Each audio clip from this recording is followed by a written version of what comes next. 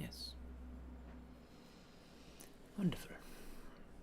Which means I can grab this somehow.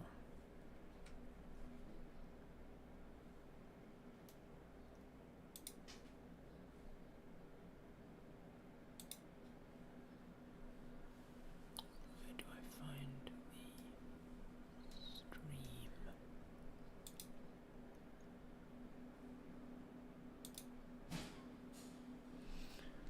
You trying to get someone's attention or something? Hello.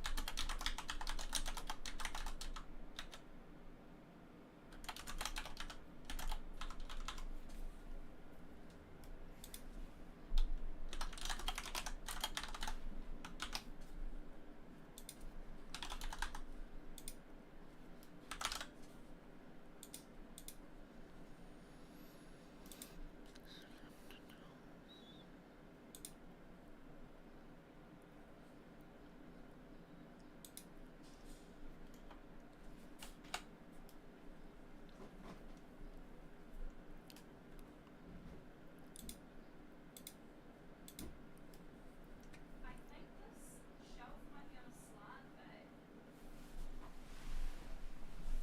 That way it fell off. yeah.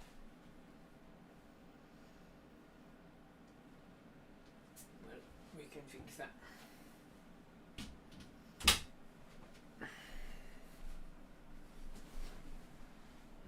Why is it not linking?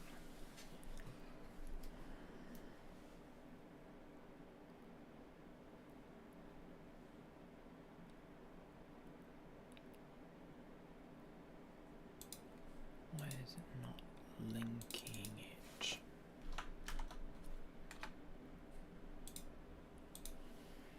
Um.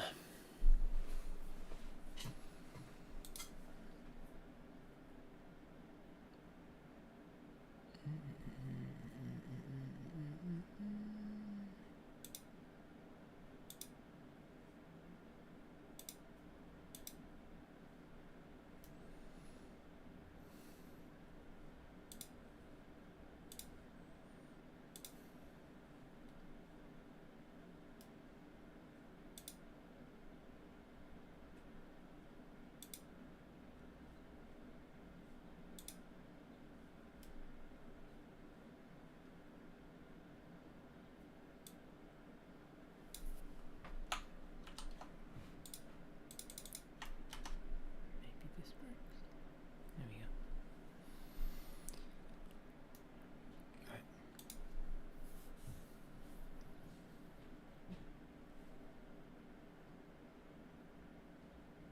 Sup, Fancy? How's it going?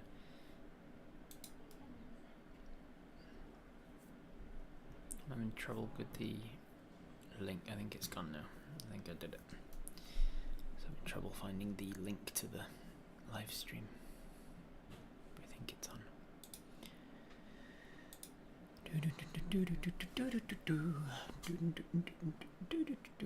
Hello.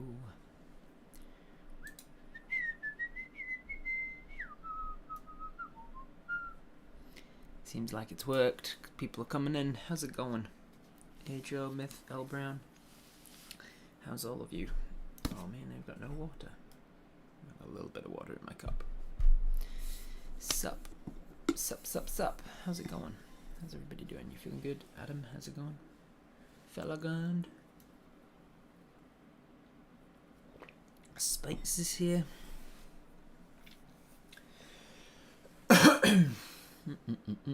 Centauri's, yeah, what up? Slept in? Nah, I didn't sleep in. I just had some trouble with the YouTube this morning. This YouTube studio was not as easy to set up as I thought it would be, and yeah, not as easy as it has been. I couldn't get the link to work. The URL that it gave me was wrong, so I had to sort of go through a back door and find it some other way. Taylor, what up? What up, what up? How's everybody doing? Feeling good? What's everybody doing today? You'll be able to do both Robert Reads if you save all the tech goblins time you spend each week, right? Right. 6 more minutes of work and counting. Almost done. It's a charisma check, so I had tongue twister prepped just in case. Give me it. Give me Centauri. Let me try it. Still very much in bed. It's 7:25 for you? Yeah, I'm not surprised. How's Trix? Trix is good. Trix is good. Life is good. Just very busy, and I'm just desperately in need of some time off. I was saying yesterday to somebody that I just feel creatively bereft. I feel like all of my campaigns, of which there are many, have all gotten to the point where I've just had no time to lay the tracks properly, to like write the story, to think about where the story's going, and to like put all the work into like the usual detail that I like to add to stories, to think about the breadcrumbs that I'm dropping along the way, and to like have a decent chunk of distance in the future planned for the story. So now all of them have kind of just barreled up to as far as I'd got planned for them, and every session I'm just like laying an extra piece of track in front of the train, just being like, just get through this session, just enough to improvise your way through this session, and then you'll have time. And I just never have time. And then the next session comes, and I'm still just like lay the track in front of the train, just be like, I don't know what the fuck I'm doing. And I hate running games like that. So I feel like I just need time off, and December's going to be very good for that. Yeah, December's going to be good for me relaxing and thinking creatively, coming up with stories, thinking about where all of my stories are going. And then I'll need some time off in January as well, like time away from streaming, but not away from work. So like December's away from everything. December's just like a break, a holiday. And then when I get back, I'll need time away from regular streaming work so that I can actually put all of that into actual action. I need to actually have some writing time to actually write some new stories, and do some planning and create some new things. I feel like I don't have time to just write and create these days. So I'm feeling creatively blah, but otherwise I'm great. Life's good. Watched Fungin Feud from yesterday on the VOD. It was amazing. Thank you very much. It was a lot of fun. A lot of crazy fun. Did you enjoy the technical difficulties at the end there when Dave sets off the credits for the stream, and he uses the test credits with the Lorem Ipsum? I thought it was so hilarious. I thought he'd done it on purpose, and apparently he hadn't. He just added one extra layer of fuck up. If you haven't checked it out, check out the Fungin Feud VOD on Careful Cantrip's channel. Still be in bed, but I have little kids who've been up since about 5. Blah, blah, blah, blah. Breaks are important, yeah. Vacation will help, I'm hoping, yeah. It's a vacation where we're intending to just lounge by the pool and read a book maybe. And I'm gonna read some creative stuffs. Fancy sent me The Hogfather, Terry Pratchett. It's a very nice book, very nice hardcover. Thank you very much for that, Fancy. And I'll read some Terry Pratchett, finally. I'll read some Terry Pratchett, and of course, Wraith gave me the Tamara Pierce ones. So I'll be reading Tamara Pierce and Hogfather on the holiday, I'm sure.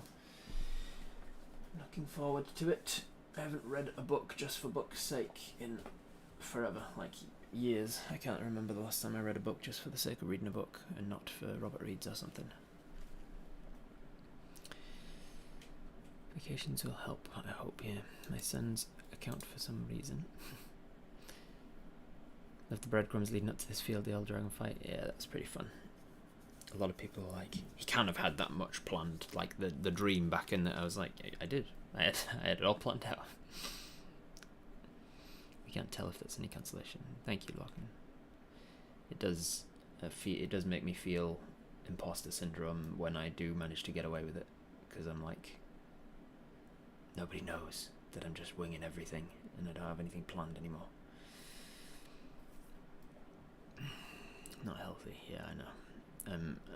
Next year I'm going to be thinking a lot about my work schedule and what projects I can do, and scheduling in some downtime. One of the things I realized yesterday, which it probably shouldn't have taken me 73 episodes to realize, was that I don't schedule any time off of Twitch Tales. I take time off, but only ever when I need to, because something else has come up, or because whatever. Like, it's only because I'm busy or something, or I'm away or something, that I have to take times off Twitch Tales. I don't just schedule time off just to have time off.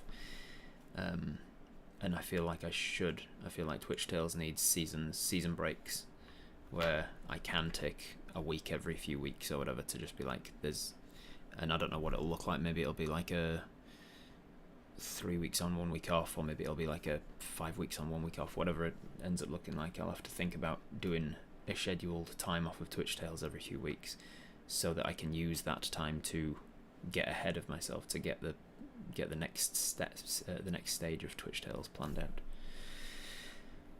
To use the Twitch Tales time slot to actually work on Twitch Tales, because I don't feel like it's as good as it could be. I enjoy it, and I think it's I think a lot of people enjoy it, obviously, but I think as a story it's not as good as I could do. I know that it's not my best work, and that's not even including all of the technical aspects of Twitch Tales that could be better as well. So I think I need some, like, what do they call it? Creative development time. I need to schedule in, like, creative development time. Hogfather's a good one. Yeah, I've heard it's a good one. I told some friends last night before, whenever it was, that I'd gotten Hogfather, and they were like, "Oh, that's a good one." I'm glad you dropped Robert Reed's. It's way better to make some drastic changes rather than actually burning out when everything drops. I was also saying to somebody yesterday that I feel like a hoarder. I feel like I know what hoarders feel like when you see, like, programs of people who live in just squalor with, like, massive stacks of newspapers and just keeping old wrappers to things and stuff.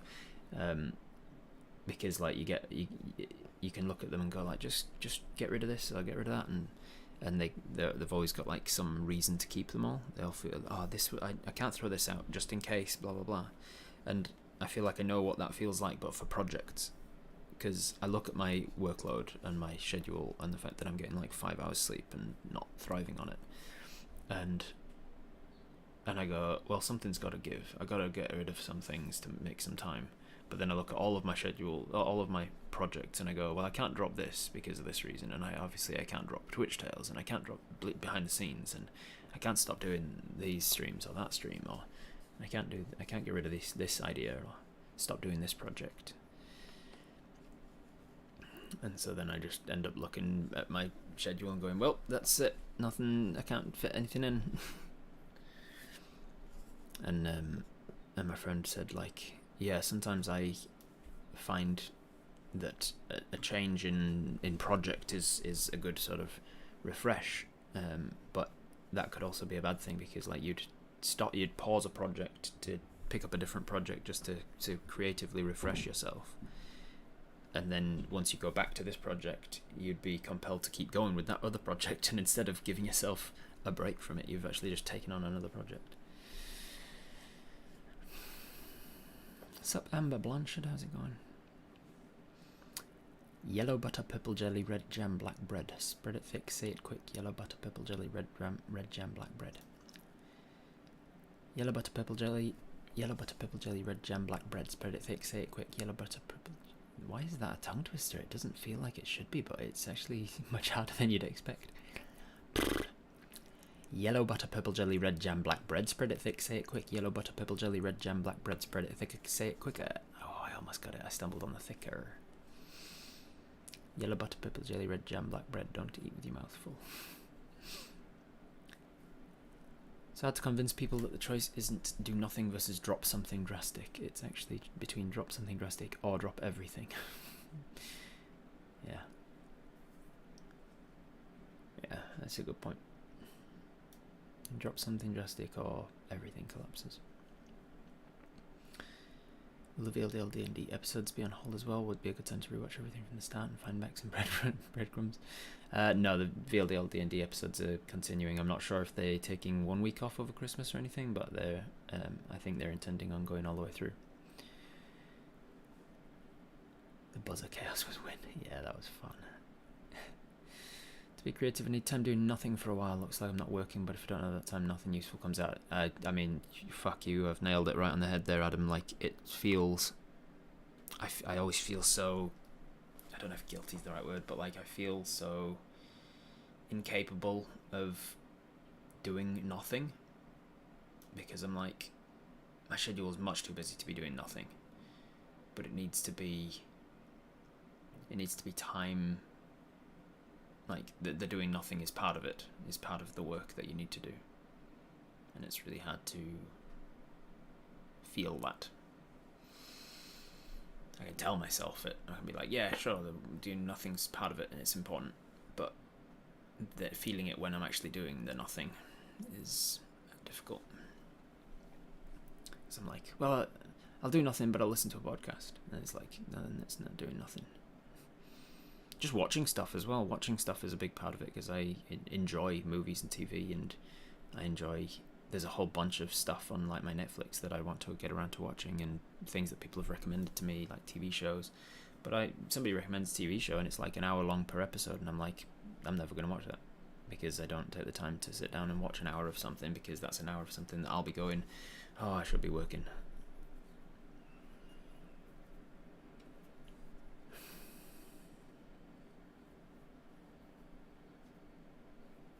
It wasn't intentional. No, it wasn't intentional. Don't forget to dip in the ocean too. I don't know, Liska. I heard this morning that like Lizzie was saying that in Bali it's not so much about going to like relaxing on the beach. It's like about relaxing by the beach so that you can see the beach, but don't go to the beach because apparently it's pretty grotty, and I'm not sure. I don't know if that's anything to do with the ocean. Like apparently the water's not great in Bali. So I don't know. I'll look. I know that you can't drink the water, but obviously not the ocean. Like, I don't know if swimming in the ocean is kind of gross. I don't know. I'll have to look into it. But that's what I heard this morning. That like people go to like beach resorts and lounge by a pool in view of the beach. Yes. You need to read Pratchett. Started a book a few weeks ago, made a decent start, and then just stopped again for no reason. Author I've been meaning to read. Life's a Balance. Find it. Yeah. Burnout's real. Tuesday Rose, how's it going? Joe McKernan, Mountain Gigs. Makes sense to schedule time off. You can plan out and increase the quality of work rather than the volume of work. That's the thing. That's the change that I need to put work into making, fella. Is I need to take the time to increase the quality of the work that I am making rather than the volume of the work that I'm making. Because I do feel like the last few months, like not the start of this year, but like from about halfway through the year to about now, I've been just barreling towards anything that I'd had planned, anything that like, and even in the Viva campaign, I feel like I'm not doing as much prep for, well, that's not what I meant. I feel like I don't have enough prepped, and so a lot more of it's winged, improvised, and it's just about volume of work rather than the quality of the work that I am making.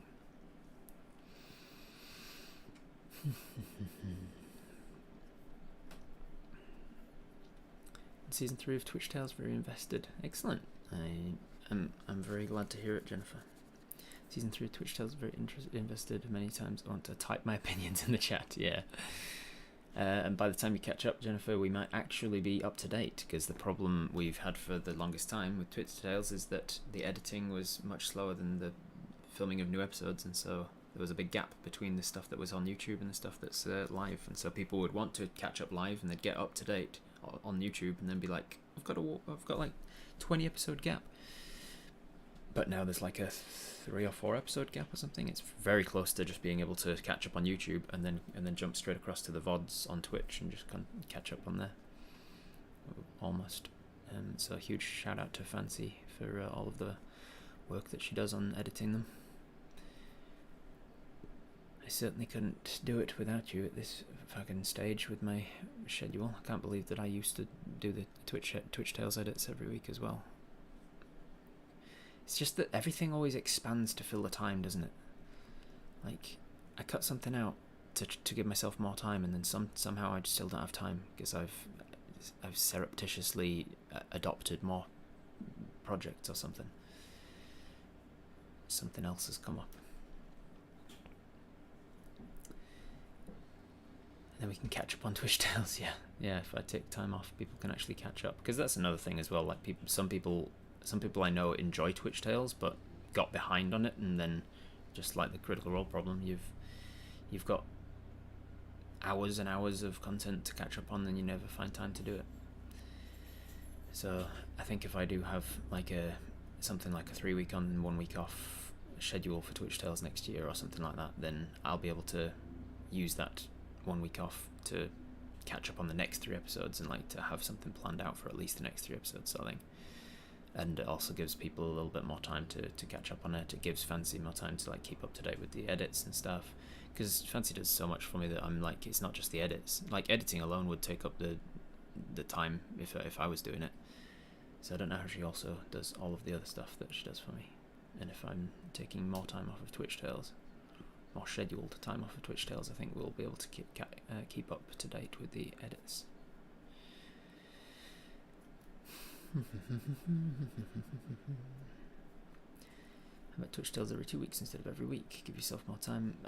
I'll consider it myth. I think 3 weeks on 1 week off might work. But yeah, if I feel like I need it, then obviously 1 week off, 1 week on, every fortnight could work as well. Survey to see what content people like most. Focus on the popular things. I kind of did that, Michael. I went through my edit without surveying it. I just used the Twitch analytics, and I went through. I downloaded my Twitch analytics from all of my streams for the last 2 months, and I looked at the average view accounts of the last 2 months, and then I went back through my calendar and associated the dates with the streams that I was doing. And then did a whole spreadsheet and arranged by view account and all sorts of other stuffs, and no surprise, all of my behind the screens is up the top. Those have my highest view count by far, like an average of like 200 and something viewers, sometimes into the 300s. And then after that was Twitch Tales, and after that was my short rests, which varied a lot because short rest times vary a lot, and also the guests obviously are less or more interesting to people. After that was my like world building streams. Down the bottom was my It's Alives and Robert Reed's, and that's why I've decided It's Alives and Robert Reed's are going by the wayside, because they weren't my popular streams. They weren't the one, and I also just wasn't enjoying them as much as the other streams. Like I wasn't getting the passion for doing those streams as I was for doing the other types. So that's why they went.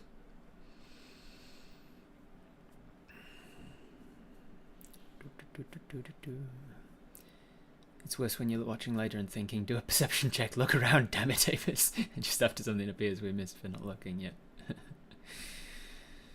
Carefully curated several tongue twisters from the old CCs, happy to be able to use them occasionally again. There you go then.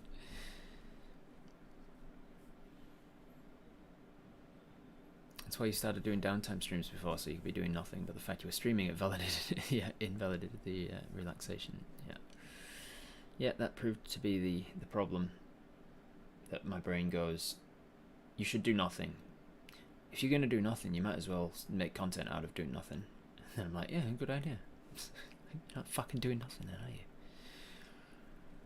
Watch out for the jet ski scam. What is the jet ski scam in Bali? Space. Depends where you'll be in Bali. The beaches in the south are nice. Others may be dirty. Was there driving took out much? I'll have to check that out. Dip in the ocean anyhow, even when you relax at the pool. I'll be sure to try. Hold the starfish, yeah. I'm so looking forward to it. It's going to be so good. We're spending like 3 nights in Melbourne, and then about 2 weeks in Bali, and then about 3 nights in Sydney over Christmas.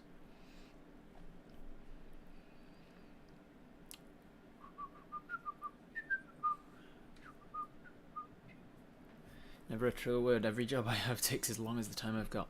It's crazy, isn't it? Things just expand to fill the time that you have. Only started watching Twitch shows in the last few weeks, so I haven't tried to catch up with so much, but I'd love to. You'll get there, Amber. There's always the summaries as well. I've done recap episodes every so often where I just recap the story, and so if you want to just catch up sooner, we can watch those instead. We got this. Does that tell you also which streams give you the most donations and hype? I'm not sure. It might not always last view count. Yeah, I don't think that's one of the metrics that Twitch keeps. Like how you can see like how much you can see how much revenue you have earned from a particular stream, which does correlate to view count. But it doesn't count. It doesn't take into account donations, because Twitch is like, we don't get anything of the donations, so we're not going to keep a track of that.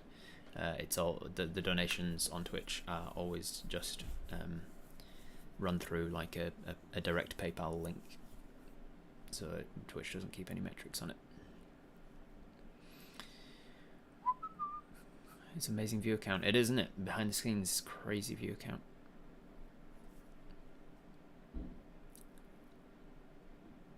Time zones are an enemy to watch you live. Yeah. Yeah, I know that, and I've put a lot of thought into it as well. I've tried at various times to stream at other times of the day, and to like test out different streams at different times. That's why Robert Reed's on a Monday evening was a thing that I started and was doing for ages, because it was like evening time, try and get some crowd from that. And then my short rests and my It's Alives, varying times on a Saturday was catching people. But my viewers are predominantly in North America and Europe, and so streaming on the mornings is the best time for North America and Europe to try and catch both. The only people that aren't great at this time of the day is Australia and Asian time zones, and I don't have the viewers in Australia and Asia to support shifting it just for them, unfortunately. Shifting any times out, and it's catch-22 obviously, because unless I did stream at a time that was better for them, I'm never going to get the audiences in those places. So catch-22, but again, I can't be streaming all hours, so I had to just pick, and the best time for me was to try and maximize and catch the North America and Europe audiences, or time zones. Downside for Robert Reed's is I assume it's very low prep. If you don't have the passion, least viewed. Makes total sense. Yeah, I'll still be doing Robert Reed's as YouTube stuff, I think, because I do find that reading stories is fun, and it's good to read stories to try and keep up with my vocabulary and things.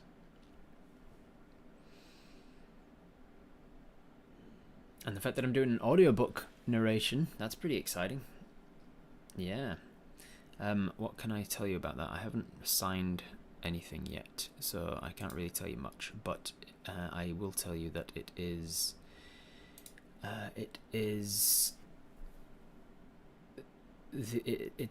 a can I even say that? I'm not sure. I don't know what I can say because they haven't sent me the NDA, so without knowing what I can and can't say from the contract, I don't want to talk about it, but I'm excited for it. I'll say that a friend of mine, a mutual friend of me and this other person, this casting director, put us in touch and said, hey, I work with this casting director on this thing. She said she was looking for voice actors. So, introductions. And then the casting director messaged me privately and said, "Hey, good to meet you. Sarah put us in touch." It was Sarah Moore that put us in touch. Sarah put us in touch because I'm looking for Asian voice actors for this audio book that I'm this radio play or whatever that I'm doing, this dramatic adaptation of a book. And I was like, I think there's been misunderstanding somewhere. Sorry, miscommunication.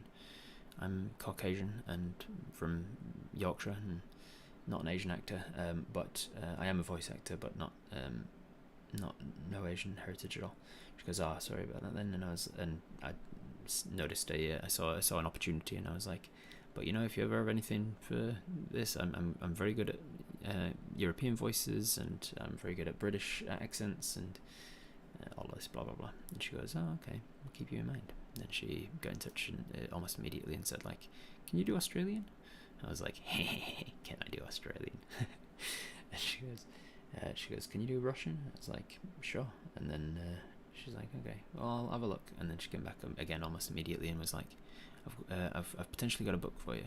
And we talked about that, and she said, like, we pay rates for our voice actors based on like how much experience they have. Have you done audiobooks before? And I said, well, not professionally, but here's a link. And I sent her my playlist of Robert Reed's, and she's like, "Oh yeah, I'll put you down as a professional level." It's like, professional voice actor. Speaking of downtime, played anything interesting lately? I've been enjoying every so often, every couple of weeks or so. We've been playing Stardew Valley, me and Forgeling, and Forgeling's partner Cordy and AJ Winters. We've been playing some Stardew and just hanging out. But that's the only game that I'm playing. I don't have time to play video games.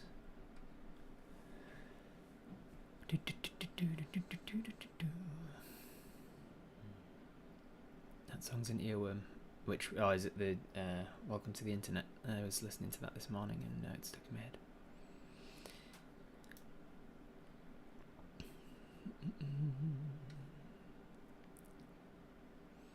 Come to Canberra, it's between them. No, Bali's between them.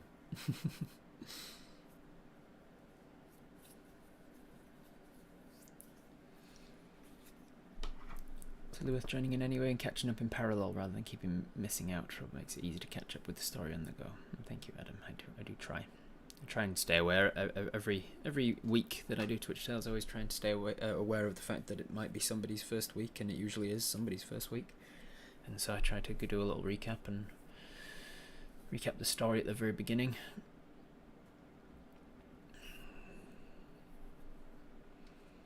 Thanks for updating Patreon with the annual renewal option. That's very it was worthwhile doing.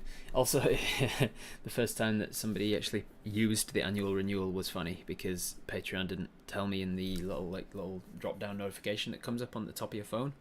I just got this bink notification that somebody had upped their donation from like let's say $10 to like $110, and I was like, what the fuck? Somebody's donated, they're going 110, and then I looked at it and I was like, oh, it's because it's now an annual thing. And so they've gotten that annual discount. if you go for an annual donation on Patreon, I get a big lump sum, so it's easier for me to know how much I'm going to get over the year, but then I have to budget it, and you guys get the extra little discount of it. As incentive to do it. But yeah, it's frightened me. I was like, what the fuck? Who's increasing their donation by almost 12-fold? The jet ski scam is if you hire a jet ski on the beach, make sure you take photos of the jet ski before you take it out. All of the sides, especially existing damage. The vendors try and inflate the damage costs. Gotcha. I'm in the habit of doing that sort of thing anyway, Spates, because I've been aware of that kind of thing from hiring cars and stuff. I've done quite a bit of travel, so I've gotten in the habit of doing those things. Although I haven't travelled in a while, so good to be refreshed, reminded of them. You want to keep any stream up that Wabber and Sam turn up to? Yeah. Yeah. We're doing donations via higher tiers. I assume you get more shit that way. Thank you, McClubber. Still some Aussies. Mon is good. There's still some Aussies, yeah. And sometimes you can watch before work, yeah.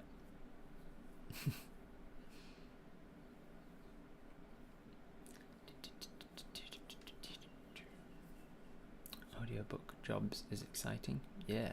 You see if it's Audible or another platform. I genuinely don't even know the answer to that one. Don't know. Not exactly Asian. I'm Cork Asian. Can you do Australian? Oh, you know it, mate. You know I can do Australian. Alyssa, what are you even talking about? You know that I can do Australian. I've done Australian on camera lots of times. You know that I'm bloody perfect at it. A book that's Australian and Russian. I think they might have been for 2 different jobs.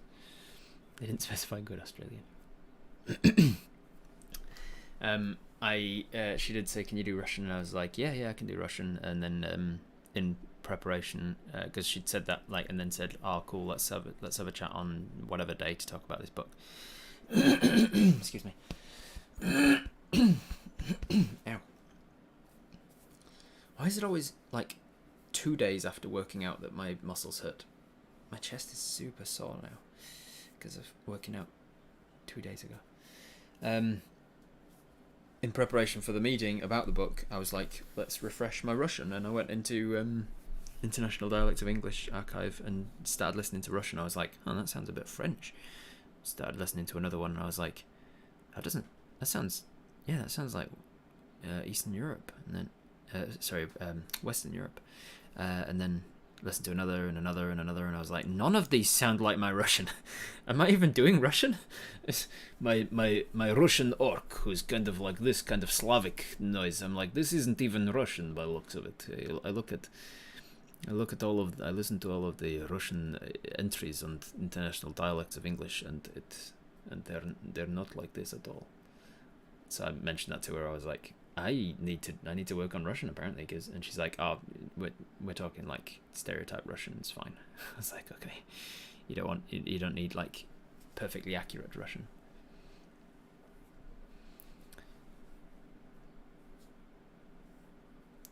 French accent's really good. Thank you very much.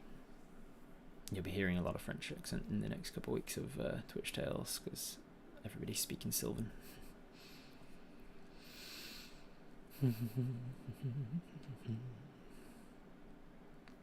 Stardew is delightful. Stardew's a nice one, yeah. Sup, Kindle? Angela, how's it going? Zoo here with very cool accommodations that look out into tiger, cheetah, giraffe, lemur, shark enclosures. Hashtag just saying. One day I'll get out there. I should do an Australian tour and give thanks to all my Australian viewers that get up stupidly early in the morning to watch me. I should do a Sydney.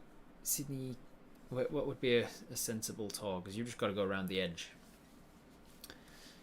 I can probably cut out the top, because I don't know if I've got anyone in Darwin, do I? So like I could start at like Gold Coast or something.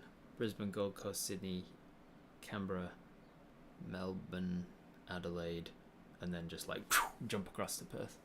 I got to visit Perth to visit Dag and AJ. Been thinking about increasing my Patreon, but that will depend on the answer I get from that job interview I got recently. Ooh, nice. Got a job interview. Congrats. Fingers crossed for it. You have to cancel my Patreon in post. Protest over that accent.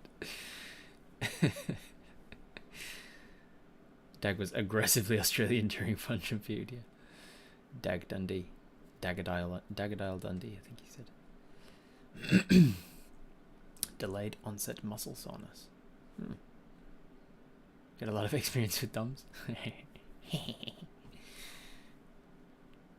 Connor would know better about gym stuff. 2-day delay when working out. Yeah, it's not just me then. Can't stay home at work, popping in to show support. Thank you for showing support, Kelsey. Gonna try a Hawaiian accent. I don't know what a Hawaiian accent would be. It's kind of Pacific Island, isn't it? So I'm not sure exactly how I'd have to look one up. Why would I try a Hawaiian accent? What am I? I think I'm missing context. What's up, Sophie? How's it going?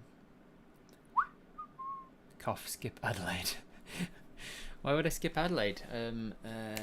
Ellie works, lives there. The Roltercast geezers live in Adelaide. I'd have them in Exmouth. Where's Exmouth? Exmouth. Things to do in Australia's Coral Coast. A little bit of everything, all of the time. Oh shit, it's all the way over there. Are you in Exmouth, Centauri? That is so remote. What the fuck? How do people live so remotely? That's like looking at Australia and going, let's live as far from Australia as we can while still being on contingent Australia. Lived there for a few years. It's like, let's go as least Australia as we can, just by putting ourselves right on the tip of a peninsula that is right on the corner of Australia. 12 hours north of that's a fucking 12-hour drive. Is a long day. Amber's in Adelaide. If you don't get across Bass Strait to Tasmania, I'll never forgive you. Is it Bass Strait or Bass Strait? Gotta visit Australia, go to Tasmania. Brisbane, Gold Coast, Sydney, Wollongong, Canberra, Melbourne, Tasmania. Are you in Hobart? Or are you elsewhere? Devonport. Oh, Devonport? Davenport. Isn't Luna in Adelaide? Luboffin? Maybe? Or is she Melbourne? I think she's Adelaide. Can't remember now. I assume because you've travelled, lived in New Zealand, you won't make the common English mistake of saying things like, we'll just drive down for a date. No, Jesus, no. Yeah. I can't remember who it was, some comedian that was like, Australia's the only place that they've been to where you can be like, I'll get in a car and drive for 8 hours, and then I'll look at a map and go, we must be here, we haven't fucking moved.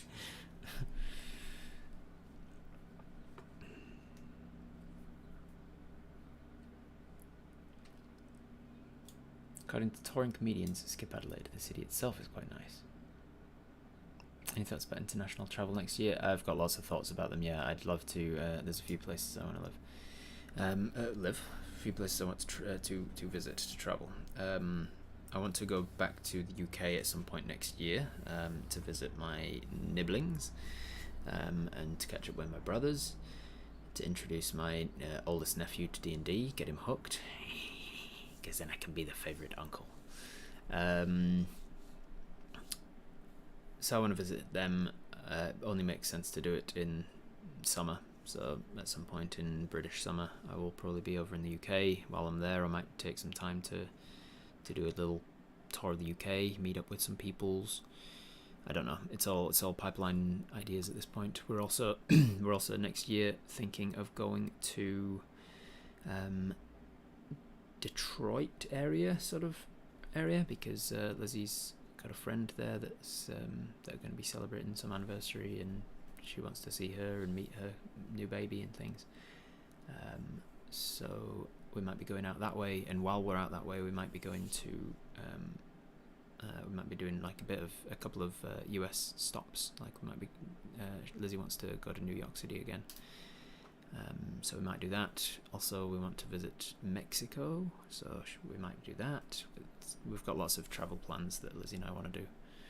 We enjoy travelling, and we haven't had a chance to do it for years because the world. I just never heard you try a Hawaiian accent is all. Ah, I see. No, you lived there for 3 years, kind of miss it.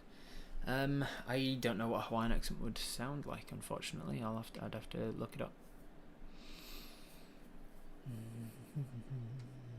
Where do you live now, Centauri? Why did you move out of Exmouth? Because it was the very tip end of nowhere.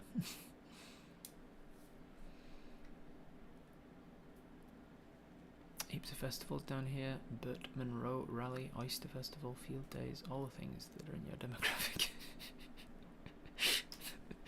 Yep, all of those things. Those all sounded very exciting to me, Spades.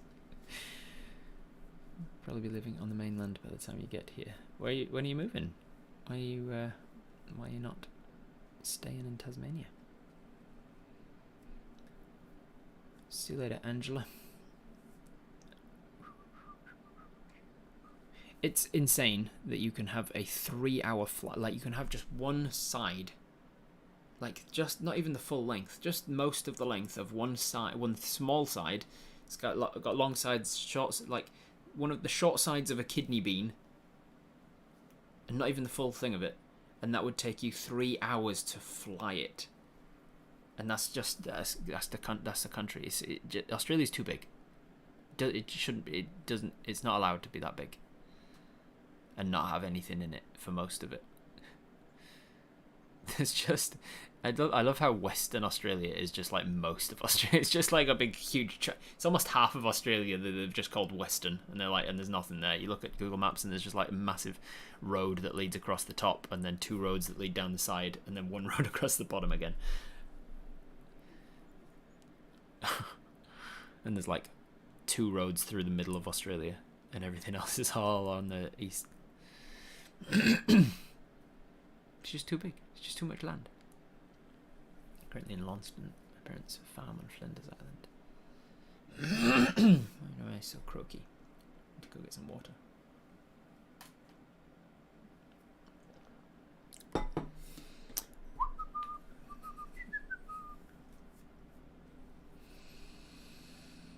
Can't stay long, just popped in to say hi. Well, hello. Need to put a piece of bread down in New Perth while you do it in proper Perth and make a sandwich. Yeah. A Perth sandwich. There's a place in the very south of Spain that is exactly opposite Auckland. There's not a lot of Antipodean places in the world that are truly landmass on the other side of landmass, because of the Pacific Ocean being opposite.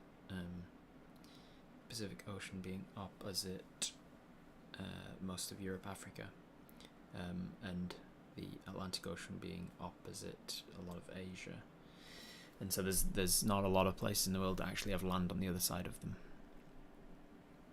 But New Zealand's one of them. There's a part in near Auckland that's directly opposite a part in the very south of Spain.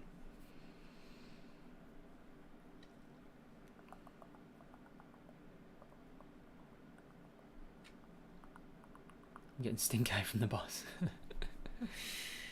No worries, Kelsey. Yeah, gotta get that D&D virus, the little one. I know that he will be immediately hooked on it as well, because he's basically me. They keep telling me that they keep mistaking him for me. My mum keeps calling him Robert. He's away with the fairies all of the time. The UK is shut from the 19th of June for a week. No point visiting that. What? Why? What is happening in the 19th of June? What am I missing there? Nice that travel's a thing again. Yeah, I know, right? Boston's better than NYC. I like them both for different reasons. Sup, Laura? How's it going?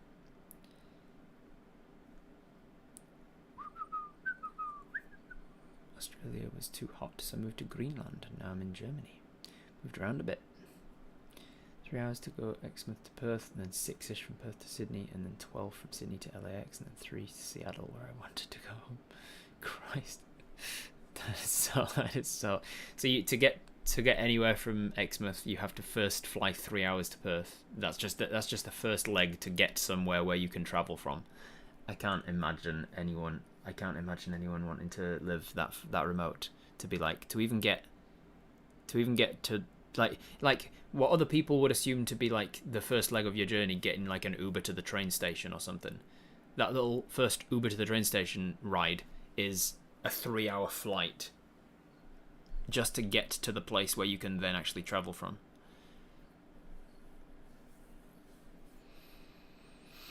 Could go cook my wife dinner, no worries. Joe, thanks for being here.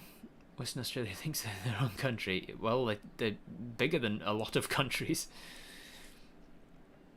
I do want to visit though. I've never been to Western Australia, and obviously I've got friends in Perth now, so I definitely want to go and check it out.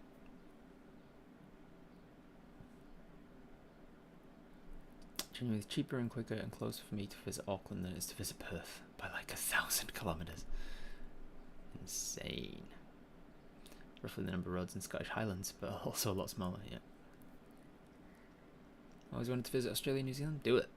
Save up. Do it. Put the plans into action. Oh, it's because you're going to America from the 19th of June. I see. Oh man, fun. That would be very funny and trollish if I end up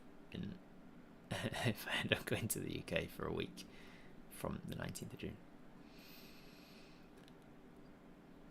Handing in my resignation on Monday. Last day is going to be the 18th of January. Burnt out, can't get leave, and I'm done. Applied for another job, waiting to hear. Well, fingers crossed for it, Sophie, and congratulations on making the change for the better. Potentially to see you to stop being a meanie. Who, me? So I didn't go home up often. There's now a flight from Perth to Tokyo, but that opened up after I left. Would have been quicker to go Exmouth to Perth to Tokyo to Seattle. That's insane. That is insane. To have to fly that far around the world. Good lord. Man, the Pacific Ocean's big. There's some insight for you. Some things you just know.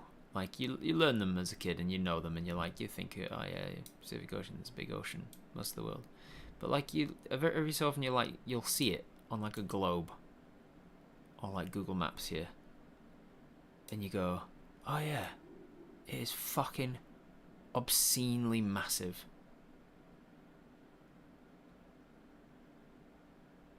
Can you imagine being like stranded in the Pacific Ocean in a dinghy or something, and just being like, I could go literally 4 times the length of Australia, and just be in water with nothing but water around me in all directions.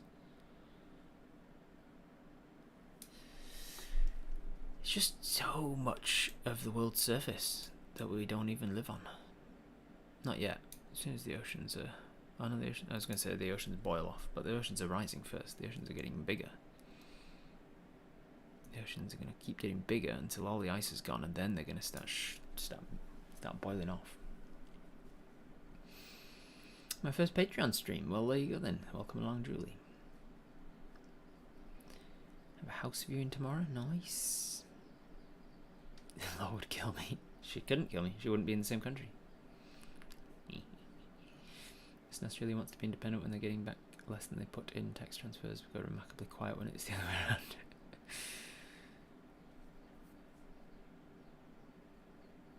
I would die from the irony after killing you. Can you please explain the difference in evocation and invocation?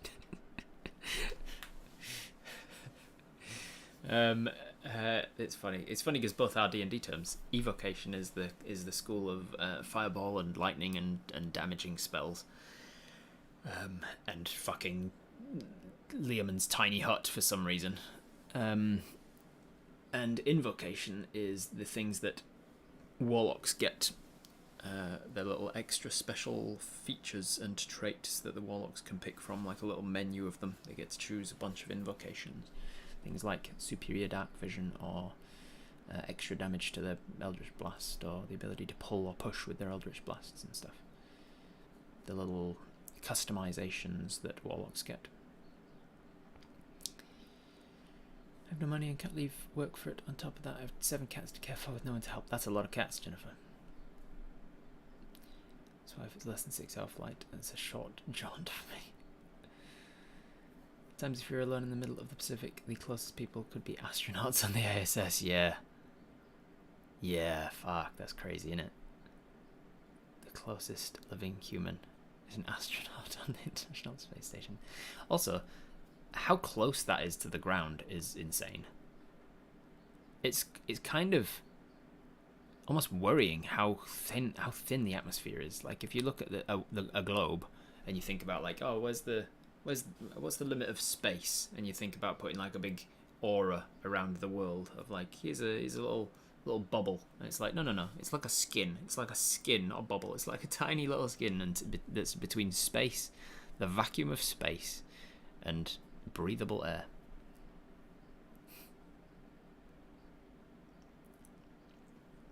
Floating cities. Look at Australia, I'm like, oh yeah, it's nearly as big as the US. Yep. The Australia is...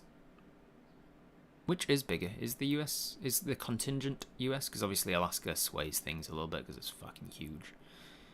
But if you ignore Alaska, is Australia... Because looking at it sort of comparison on Google Maps here, it looks like it would be about the same size. Like pretty damn close.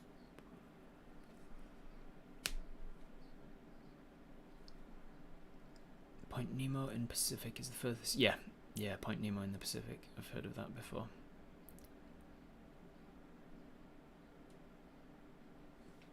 About 2,688 kilometers.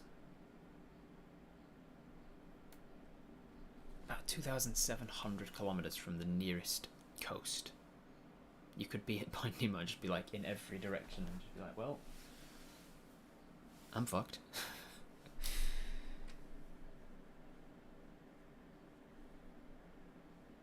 Amelia Earhart got lost in the Pacific and people don't understand. Yeah, that's something that has always kind of baffled me, that people are like, oh, it's a mystery what happened to her. I'm like, she crashed somewhere on this incredibly large planet.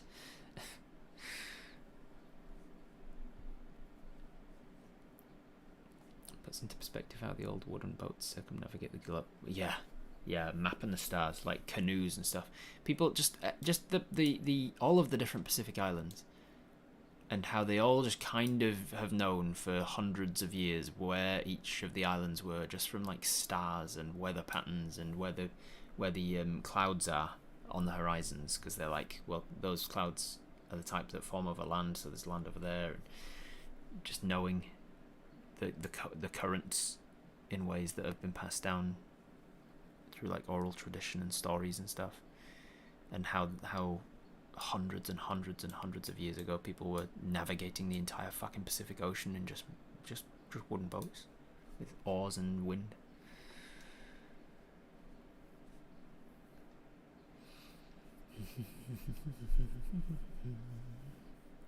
Speaking of schools of magic, I totally agreed about Plumber being conjuration wizard. It makes so much sense, right? More sense than a fucking, I don't know, necromancy. Who's saying necromancer? Why would a necromancy wizard have anything to do with plumbing? There's so much, like, conjuration. You could teleport away any blockages.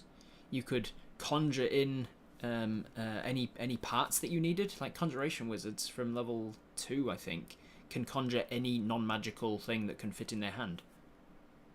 Washers and wrenches and all sorts. You wouldn't have to turn up with any tools at all. You don't even need a plumber's van. You just turn up in a car. You turn up on a bicycle. In fact, you don't even need a car at all, because you're a conjuration wizard. You can probably teleport. You can just appear at the, like, imagine how much you'd be able to charge as a plumber who can be like the ultimate emergency plumber. Like the second that you accidentally crack a pipe and psh, you can, oh god, you quickly just get on the blower, and within 30 seconds you've got the number. Emergency conjuration wizard, need your help. He's there in the instant, right there, conjures his tools into hand and starts work immediately.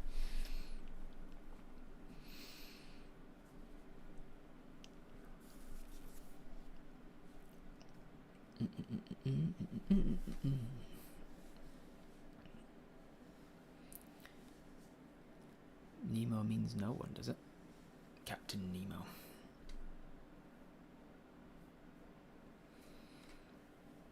Like drivable in an hour. Yeah. If there was a road that went from the ground to space, it would take you like an hour to drive it. It's so close. Space is so close. height is bigger, much quicker than length. Yeah. Walking 100 meters is trivial, but falling 100 meters not so much. Yeah. Australia is 1.2% larger. There you go. Australia is even larger than the continent US. Australia and Alaska suffer from map distortion quite badly. Not on Google Maps. On Google Maps, they're no longer using the Mercator projection. They're using Globe. So there's no more distortion.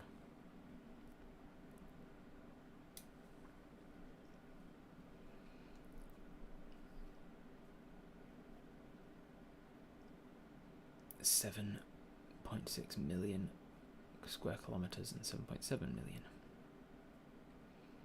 Did you see the Artemis launch? No, I haven't. I haven't watched any launches in a long time. Sucked into watching YouTube videos from people who check bodies of water for missing people and cars. It's insane how little water is needed to make stuff disappear. Finding in an ocean? Nope. I'm a wizard. You could be a wizard space. What did you answer to the careful cantrip question, the Fund and Feud question of like which school of wizardry would be best if you were a plumber?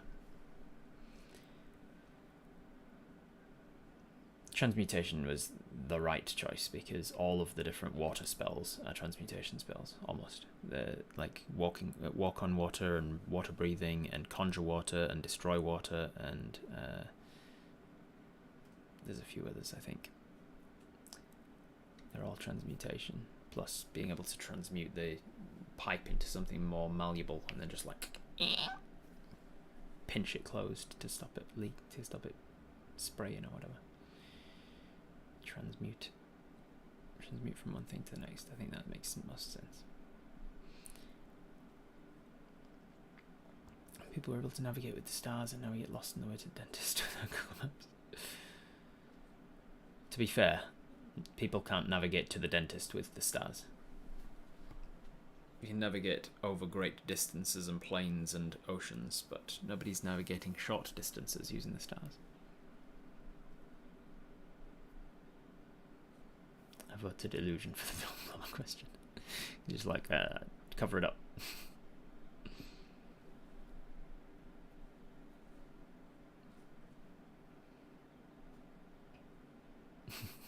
Got an undead blob in the neighborhood. You're a wizard, Spates. Use the mending cantrip. That too. What is the mending cantrip? Is that transmutation? That feels like it should be transmutation. Went cloak for billowing for grandma. That was my first thought, and I was like, yeah, I mean, it's nothing specific to grandmas. Like, the reason we all went like old person stuff is because it said grandma in the thing, and grandma implies old person. Old person implies certain frailties in the body, certain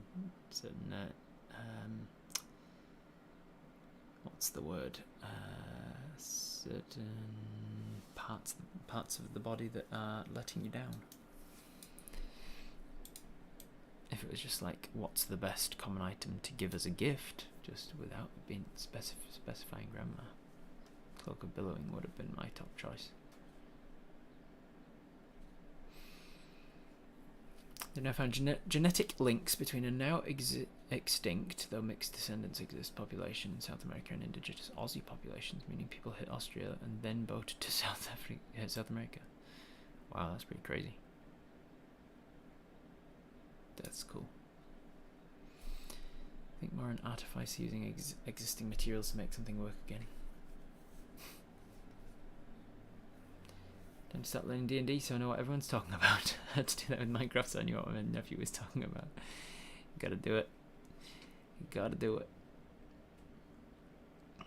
I don't know what happens with YouTube chat. It just likes to jump. I get close enough and then it's like, oh, you're close enough, you want to be at the bottom. And I'm like, well, no, I want to be where I was, thanks. So I've got to keep scrolling back up and re-finding myself. Gotta run, no worries, Adam. Read a fascinating article not long ago on map distortion. Didn't realise how bad of a representation flat maps were. Oh yeah. Oh yeah, I've known that for years. I've always been interested in maps. The Mercator projection is sort of the best that we had for a while. but all of the 2D maps are inaccurate in some aspect, and you can choose which aspect you're interested in. Do you want to keep the volume of the area that you're looking at? So the area, sorry, not volume. If you want to keep the correct sort of area of the countries, then you can use one particular type, but then you lose the longitude, latitude, because things get curved and distorted and stuff. Do you want to keep your longitude, latitude, in which case you distort the area, the land mass, the area of the things.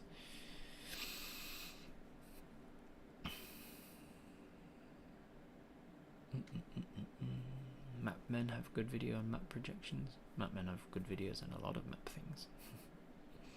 Good night, Liska.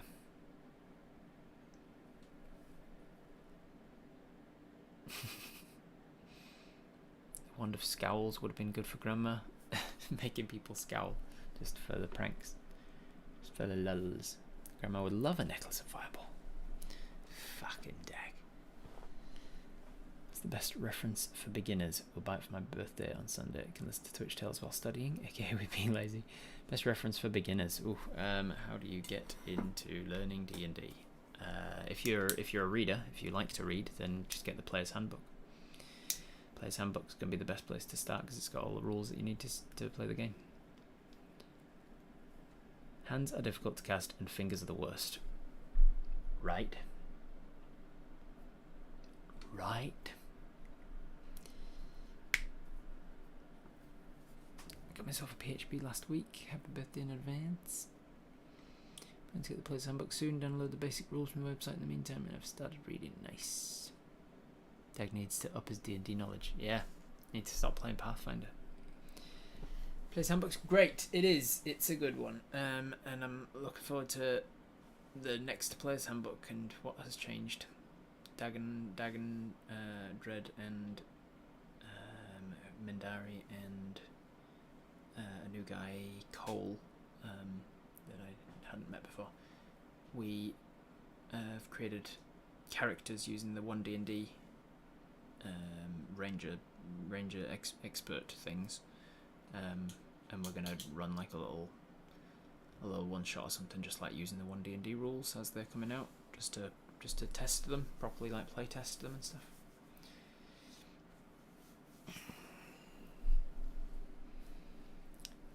Read something a few days ago about Wizards of the Coast 1D&D banning making homebrew stuff and selling it. Thoughts? Just terrible rumor. I haven't heard anything about it. I haven't been keeping up to date with the 1D&D stuff. I haven't even opened with the exception of making the bard that I made the other day with Dag. That was the first time I'd actually opened the document, and I still haven't read the stuff on rogues or rangers. I'm not making a ranger. Mindari's making a ranger. Cole made a rogue, and I made a bard. So we made one each, and Dread had to skip because he was busy. But I'm making a bard using the 1D&D new rules. Things like your bardic inspiration can be used as a reaction now instead of a bonus action. So you use it as a reaction to somebody failing a test, and you give up a bardic inspiration, and you can turn that fail into a success or something. And you can also heal with them now. Mindari, so yeah, gotcha. Yeah, you can heal with your bardic inspiration as well now, as a reaction to somebody taking damage, which is really interesting. Which makes it go, if you saved all of your bardic inspiration just to be like the emergency healer, bards are now one of the best healers in the game apparently, because they have access to all of the different healing spells, just as like permanently prepared, like don't count against your number of prepared spells. They've got all the healing spells and the restoration spells and stuff. And as a reaction to taking damage, you can give somebody a bardic inspiration and it heals them that much. So you can stay in the battlefield within range of everybody, and the second somebody goes to 0, you go, reaction, no you don't. And they're not at 0. And you're like, oh, keeping them alive, keeping them up. Doesn't even take my turn, because then it comes to my turn, and I can then heal them with a healing spell or whatever. So I've healed them with a bardic inspiration, and I've healed them with a healing spell, which means that they might last more than one more round of attacks, whatever. So they're going to be interesting. I just lent into the healing because we're testing the rules as written for 1D&D. We all pretty much just took all of the suggestions. One of the things they've done now is they've given you suggestions of what spells you should be taking at every level, and they've given you suggestions of what skills you should be taking and all sorts of things. So that if you want to put in very little thought into creating your character, you can basically just take a default character at any level, whatever level you're playing at. You can just default your character to that.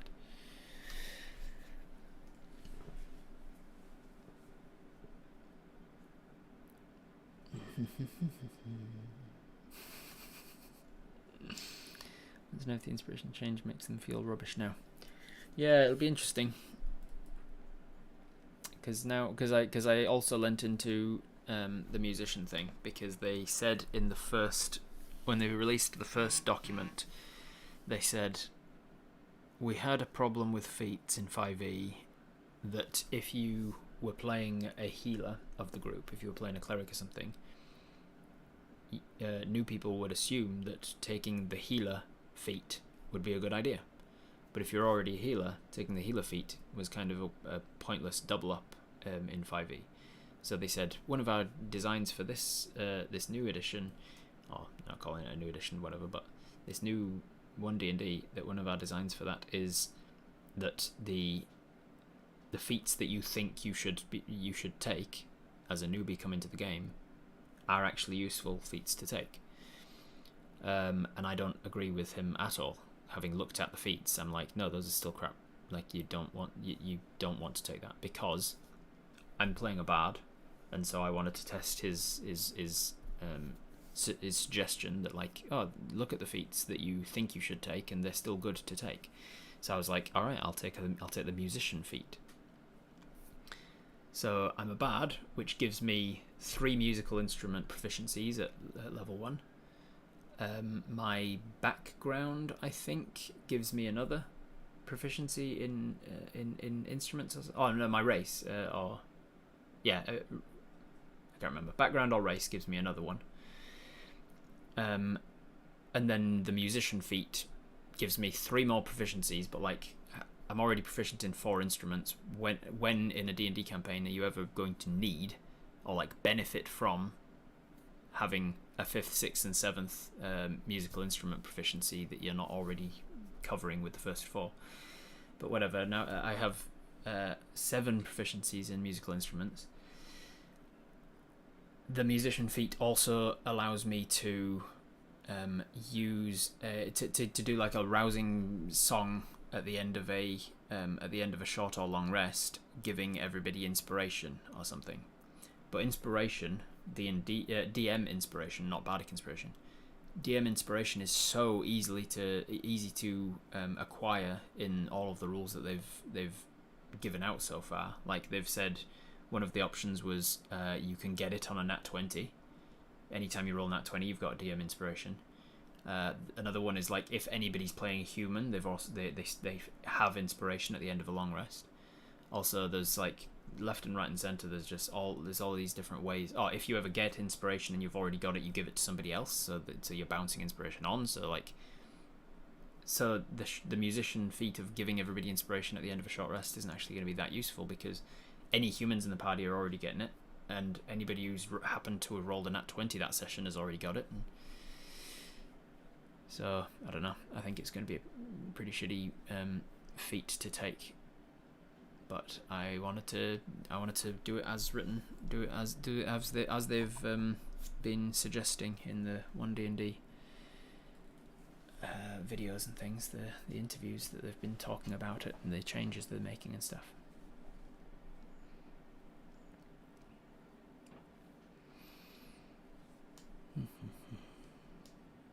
I really like that pre-built kind of info, makes it harder to imagine off-type characters. Yeah, and Mendari and I were discussing that as well while we were creating characters. We said that it should be in 2 different sections. It should be, here's the rules of how to make a character, without any suggestions given, but it should say at the top, these are the rules for how to make a bard. If you want suggestions on any of these things, turn to chapter whatever, and then there should be a chapter of suggestions of like, often this skill goes well with a bard, and often taking the so and so background works well, and you should think about taking this spell and blah blah blah.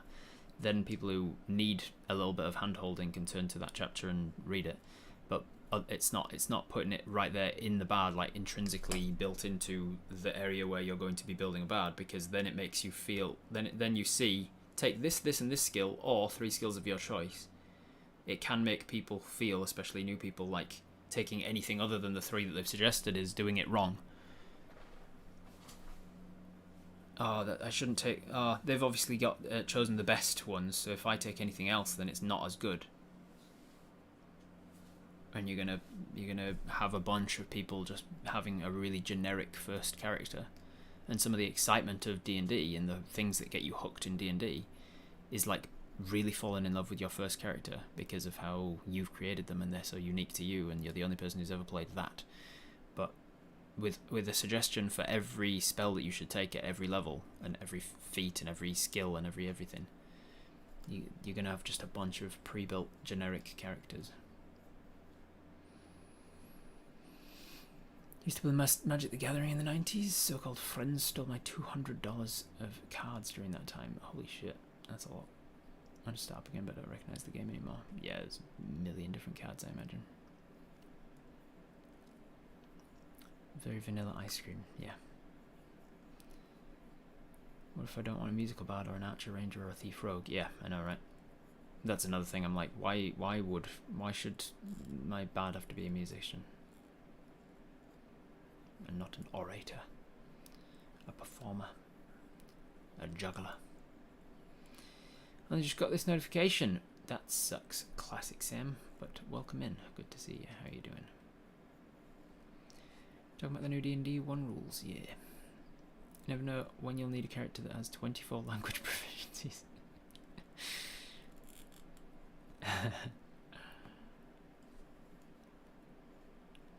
Put them down after 10 minutes. I have to read them though.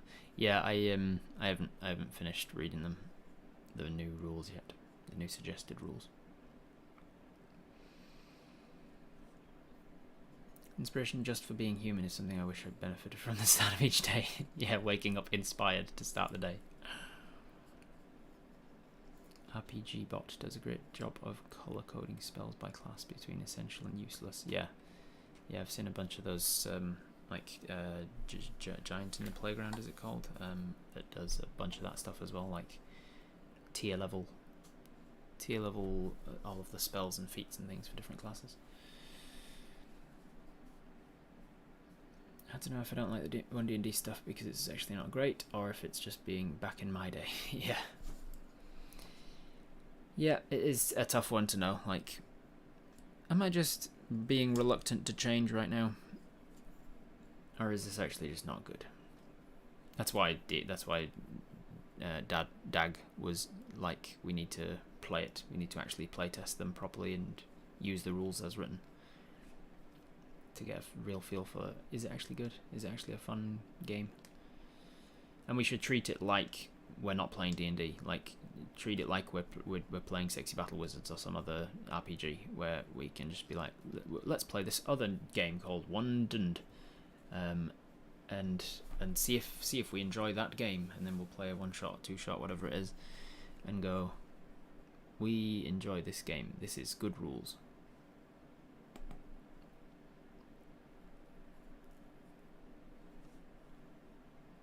I was learning I liked having a rating system, so I wasn't building something shit. Makes sense. Yep, I definitely don't think they should get rid of suggestions, because it can be super overwhelming, and to a new player to be given, build a bard. That's it. Choose from these spells. How many spells are there? Like 900. So should definitely keep the suggestions, but I just don't think they should be built into the part where you're actually building the character directly. They should be the next chapter, or even just the same chapter but like after the bard. Here's the rules for building a bard, and then at the end of the bard section where you've built your bard, it's got a couple of pages of, if you want suggestions on building a bard.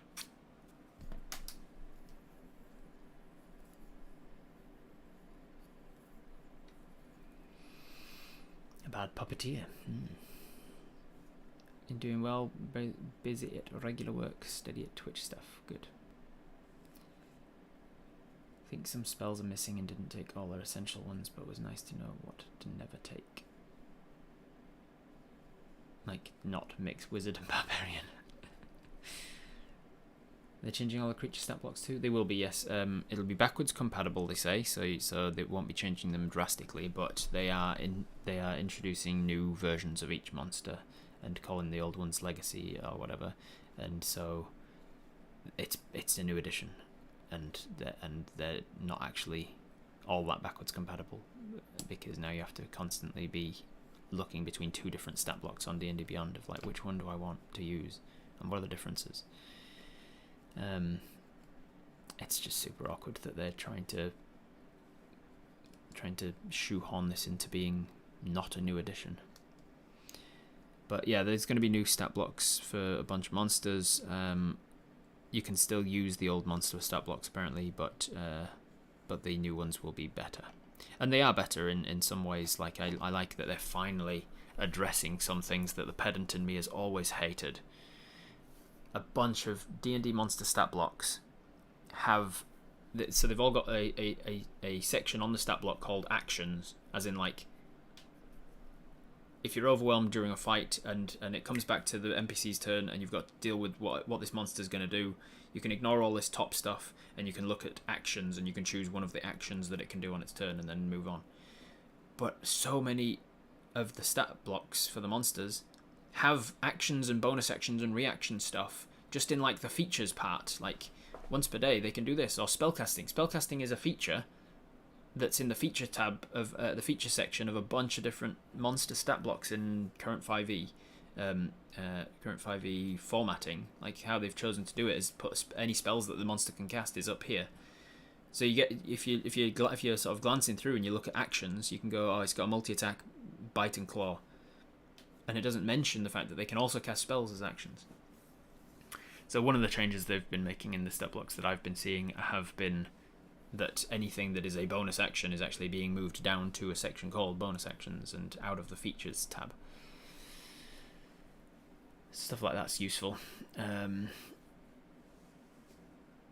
apparently a lot of monsters are going to be getting like not legendary actions, they're going to be getting like rechargeable features. So I look forward to that.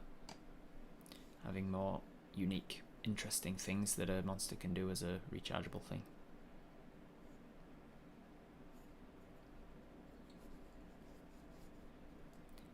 There will always be an aspect of not wanting to change. 5e's been your life for so long, yeah.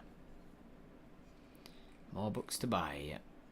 Should have just named it a new edition. I don't understand why they didn't, to be honest.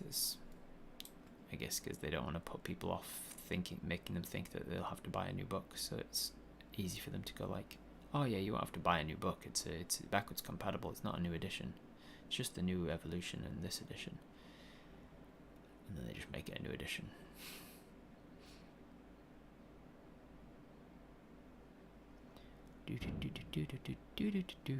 I'm still just spinning the globe.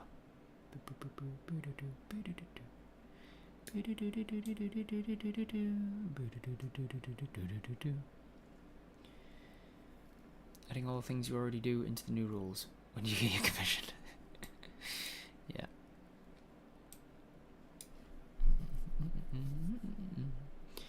Where should I travel to? Where should I go when I go to visit the UK? Should I head up to Glasgow? Should I go to London?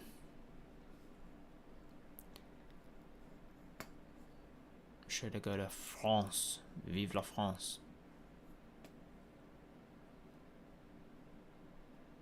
I could go back to Germany. I like Germany. Denmark. Does Bali add to your 32? Yeah, I've never been to Indonesia, so Bali will be the 33rd, I think, country. Waiting to see, and I have to play it as a character and run it, but I have a feeling what happened with 4E will happen here. Like, people will jump ship, go over to Pathfinder 2E or something. I'm maybe coming back over there next September, maybe. Over here, over to Orcs. Here, Swindon is lovely. Swindon. Where is Swindon? I don't really know British geography all that well anymore. I don't think I ever really did. Swindon. If I had to guess, it's around here. But I'm not seeing it. Let's see if I can find it on the map rather than Google it.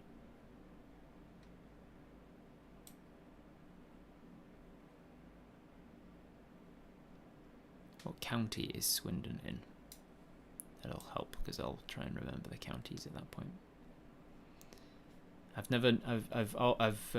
I know all of the states of America, all the provinces and territories of Canada, all the territories of Australia, and all the counties of, well, I might not know all the counties of New Zealand anymore, but I've never been able to get 100% on the counties of the UK.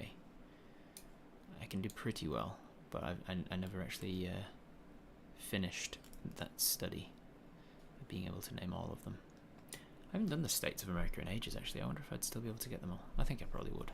It feels pretty built in. Swindon has a bit of magic in it. Frome? What's Frome? Ah, Frome is the one that that the map men talked about. That's like, it's pronounced like Barry or something. It's like the stupidest spelling to pronunciation place. It's like, it's not even close to Frome.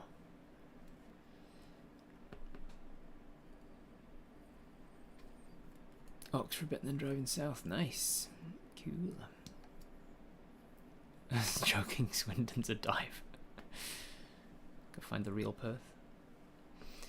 People will stick with 5e like how they stuck with 3.5 and earlier, or they'll jump over to Pathfinder. Yeah. Wiltshire. Okay, Wiltshire. That's over here, I think. Somewhere over here. Yeah, there it is. Hey! Alright, at least I know where Wiltshire is. Because I went straight to Swindon.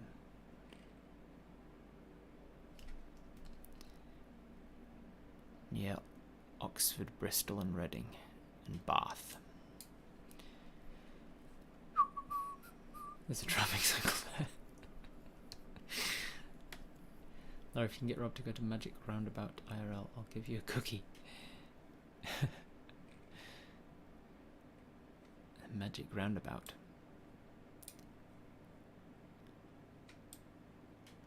Time for bed, said Zebedee.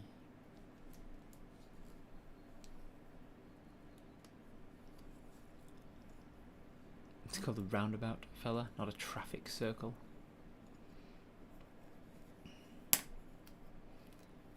There's a Perth in Tasmania as well. States and territories of Australia, go. Alright. West. North. South.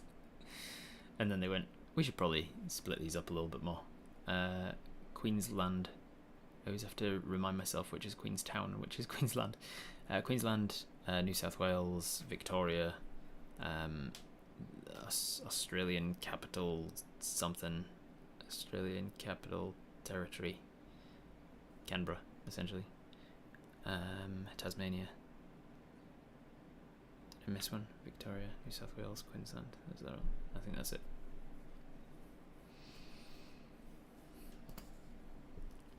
It's not that complicated. It's literally just Frome. Nah, it was something else. There was something more complicated than Frome. I swear. Maybe I'm thinking of something else. It has been a while since I watched that Mapmen video, but I swear it wasn't Frome. I swear it was. Didn't they say it was something? Or maybe in the same video they talked about other pronunciations of other places, and there was another one that was different or weird. Geoguessr time, yeah. One thing you could do is a watch along with the circus stream. Could do that. Full names. Alright, fine. Western Australia, Northern Territories. Sorry, Is it Western? West Australia. Northern Territories, Southern Australia, because they weren't fucking consistent in even whether they said West or Western and South or Southern. Southern Queensland, Victoria, New South Wales, Tasmania, and Australian Capital Territory. Doesn't sound right. I can't remember.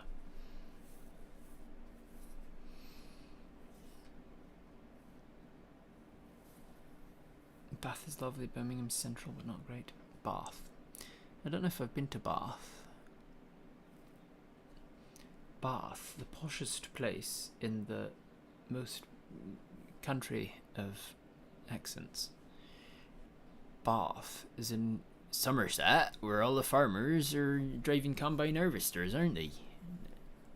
Ooh, hello. Where are you from then? Are you from outside of Bath, or are you from Bath? York is very nice. Yeah, I'll be visiting York. My brother lives in York. It's like Chumley, but not spelled like that.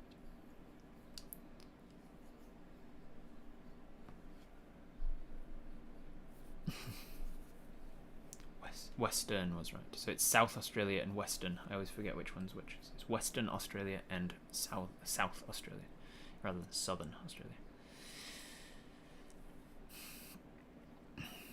Have me to head out? No worries, fella. See you later. It is Australian Capital Territory? Oh, I got that right. Didn't sound right. Bath. When are you going? I'm not sure yet, but it'll be in summer, in northern summer. Somewhere around June, July, August. Somewhere there, maybe.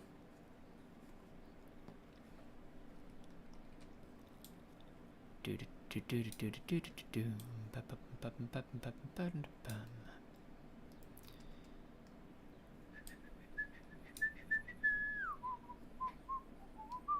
just say ACT. ACT. Newcastle. Yeah, mate. Heading up to Newcastle. County Durham. Well, you said June, the Twitch Hill will be. Yeah, somewhere around mid to late June, I think I'll be there. Just like, you know, like late teens of June, somewhere around there, I imagine I'll go.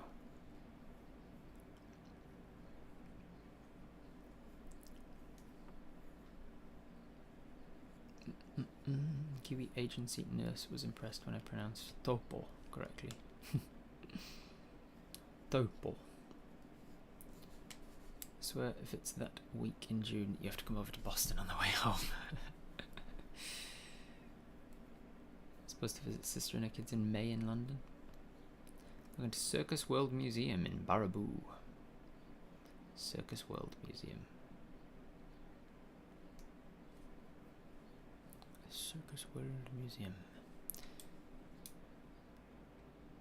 Maybe I should go to an island while I'm over there.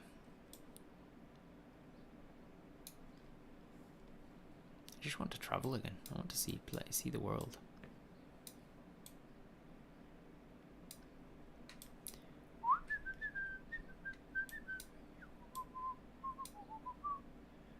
Should go back to Croatia. I want to go back to Greece eventually. I liked Greece.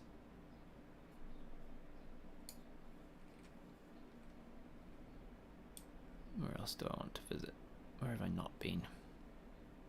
Not been to anywhere in Africa yet. Whereabouts in Africa should I go? It's great and all, but the Pacific Northwest is the bestest. I want to go back to Portland just to visit the donut shop again. What was it called?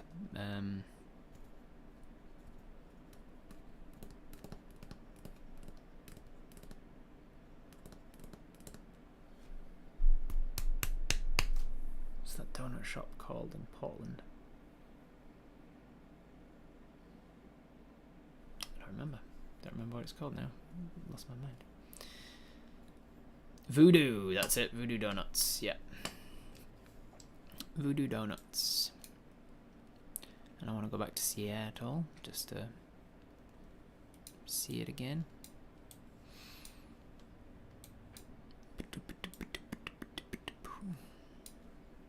San Fran. Gotta go back to San Fran during good weather, because the 3 days we were there was like the worst weather they'd had in years, apparently.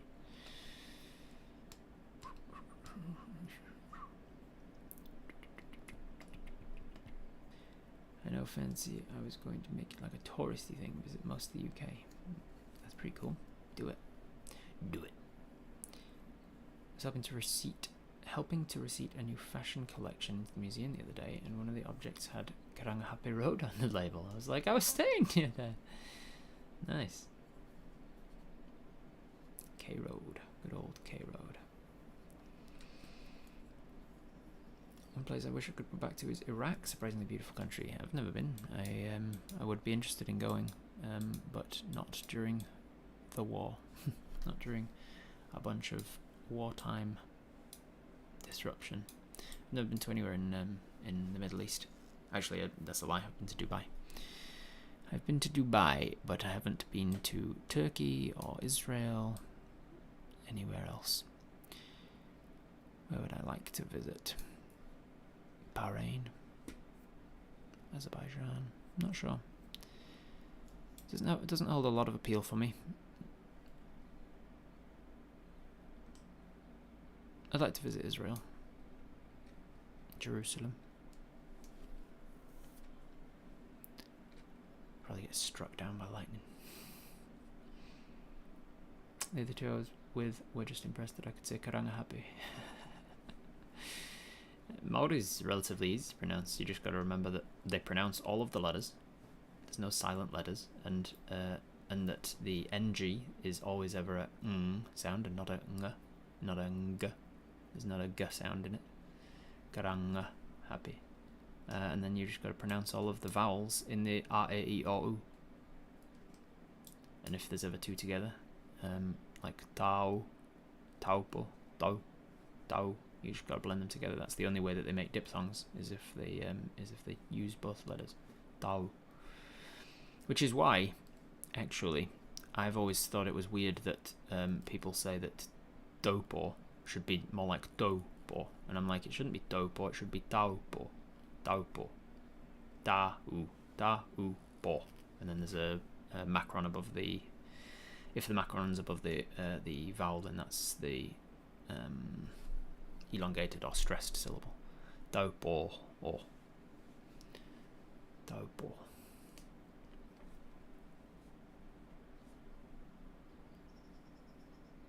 And the T is a little bit more softened, like a D, like the blade of your tongue rather than the tip of your tongue. Do. Maori is the same vowel sound as Japanese and a similar syllable structure, so it's easy for me. There you go. How are you with Japanese, AJ? Ajo.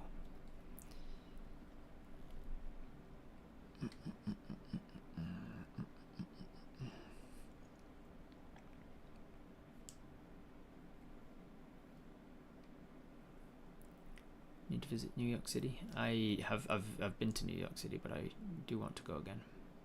Not touristy New York City, real New York City. What's the real part of New York City? I was staying in Brooklyn when I was there last time. Customs at Dublin's actually a lot easier than if you went to travel to America.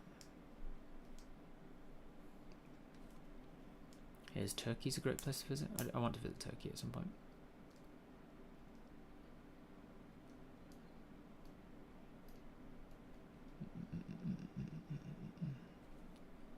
Played golf on the Prince's course in Qatar. Biggest waste of water in the world. It's the only green in the country. Jesus. Sisters went to Jordan and loved it. Said they'd go back in a heartbeat. That's cool. Maori's the same vowel sounds. We talked about that. Either Manhattans or Queens. Wait, are you saying Manhattan and Queens are the tourist bits or are not? Because Manhattan's the tourist part of New York, isn't it?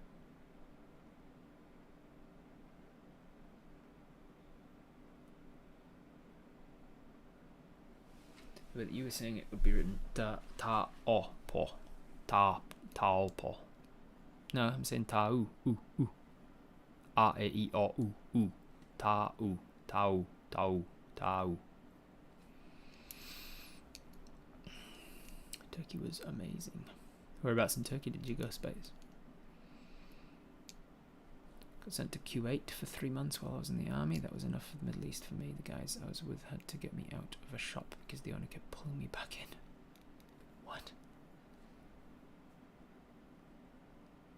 Bushwick, Brooklyn, Williamsburg, Brooklyn, Parksville, Brooklyn. They're all very different. I'll tell you word for it. Just remember, Rob, if I don't get another job before I finish this job, I'll have to cut back on some patrons and stuff. Yeah, no worries, Sophie. Don't worry about it at all. Cancel everything if you need to. I understand. You've been supporting me very generously for 2 and a bit years now, and I absolutely understand if you have to cut back. Do not begrudge you at all. I had to do the same with all of my patrons. Everything that I was a patron to got cut back. Everything but like 2 things. I liked Italy. Yeah, Italy was amazing. I loved Italy. I loved parts of Italy. Napoli, absolute shithole. Probably the biggest shithole in the world that I've ever been to. I've been to a lot of places and I've done a lot of travelling. Napoli, or Naples, is the biggest shithole I've ever experienced. And my brother went there recently, and I didn't warn him of it because I wanted to see his reaction to it. And I was like, oh, I'd be interested to see what you think of Napoli. And then in our little family group chat and WhatsApp, he was like, Napoli's the biggest shithole I've ever seen. And I was like, oh, thank God it wasn't just me then.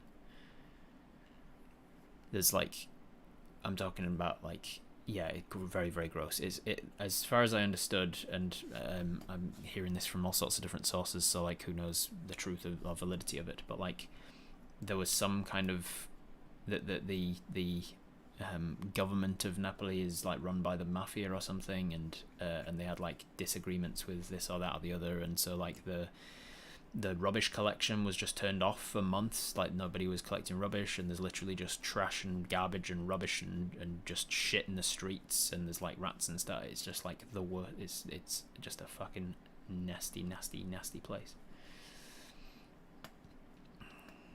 But other than Napoli, which really brought down my perception of Italy, the rest of Italy that I saw was amazing. Rome was one of my favourite places. It was great. I really loved it. Florence was nice, but it was very arty, and I'm not into art in a big way, so there wasn't really much for me to do there. Pisa was really pleasant, but very touristy. Where else did we go? The Cinque Terre, the 5 towns on the coast, was absolutely gorgeous, beautiful. Where else have I been in Italy? Milan I've been to very briefly as a kid. I don't really remember much of it. Venice is very touristy, but very pleasant as well. The Italian folk, not so pleasant. Some of them are, obviously, but my general perceptions of the Italian people, not so friendly, not so accommodating.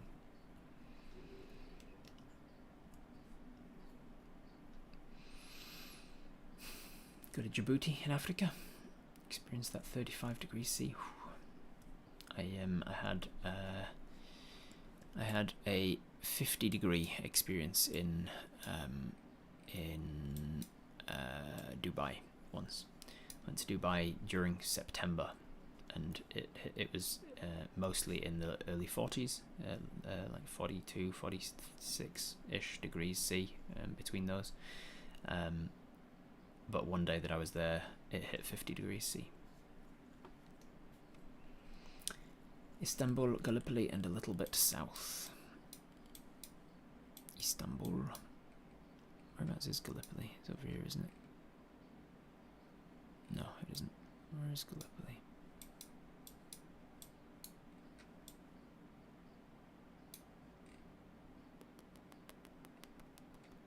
I thought it was over here somewhere.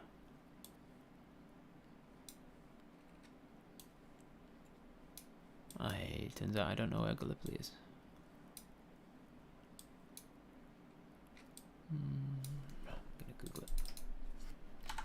Gallipoli.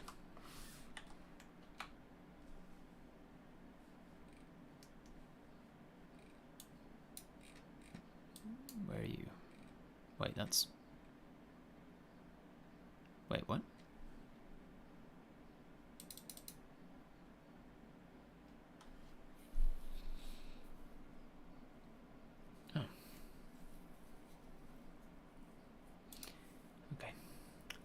husband's famous from Lebanon. Aggressively hospitable. Aggressively hospitable. I like that term. They're aggressively hospitable.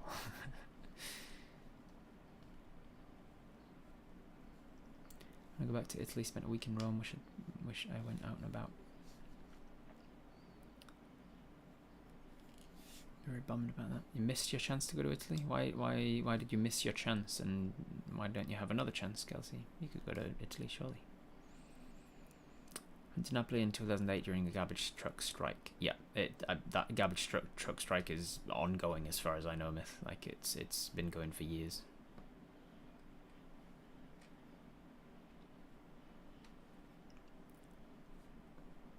I looked at Napoli once as a base to explore Pompeii. That's the only reason to go to Napoli. It's the only reason my brother went.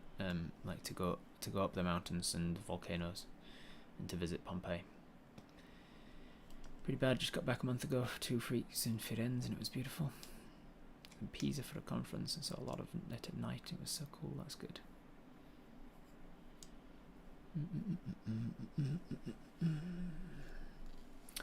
You stayed in, I stayed in Brooklyn, and I was wondering which part of Brooklyn, because they're all different. Manhattan, Queens bit was in answer to Fancy's friend's numbers address. Gotcha. I will head on over to Brooklyn and see if I can remember where the hell I was staying. Let's have a look, see if I can refresh any memories. It was somewhere. Lafayette Avenue rings a bell. So it was somewhere around here. Atlantic Avenue, Clinton Hill, Park Slope, Crown Heights.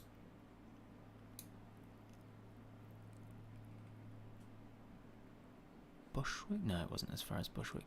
It was somewhere in sort of the west, like northwest of Brooklyn, so somewhere around Park Slope, Prospect Park, Crown Heights,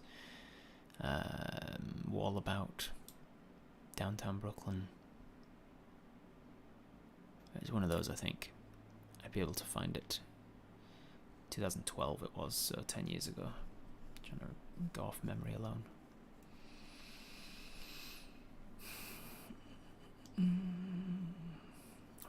Florence was okay. I imagine Florence is a great place if you're super into art. But I went to Florence, saw the replica statue of David in the plaza outside of the museum in which the actual statue of David was, and I was like, I have no desire to pay to go into the museum to see the statue of David, because this is it. Yeah, but like it's the actual piece that Michelangelo carved with his own. I'm like, it looks like that.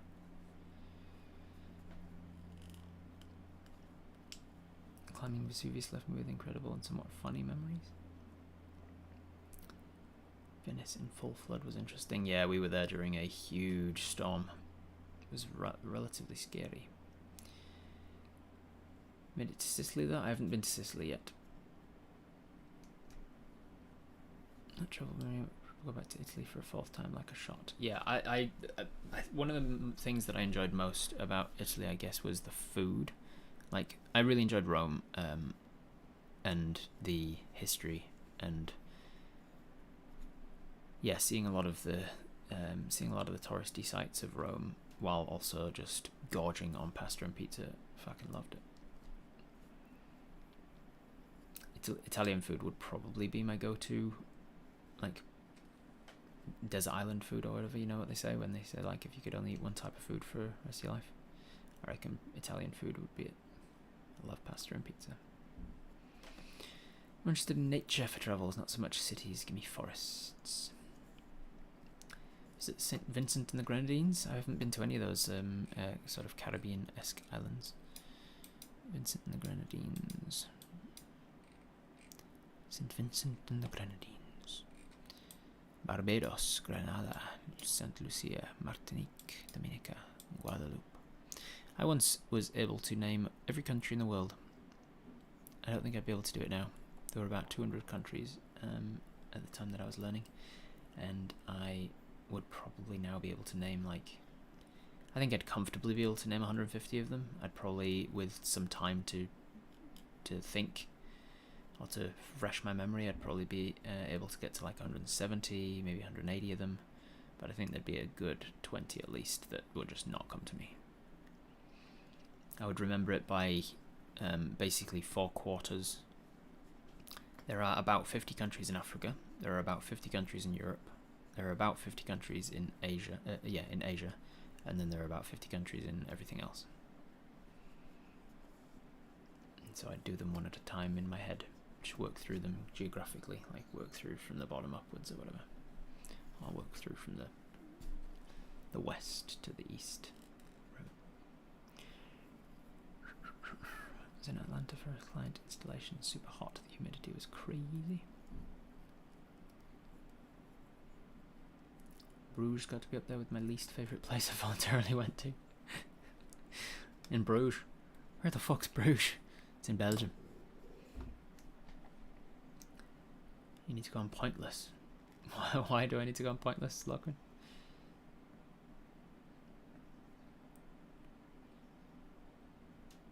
I have to go to Scotland and Ireland.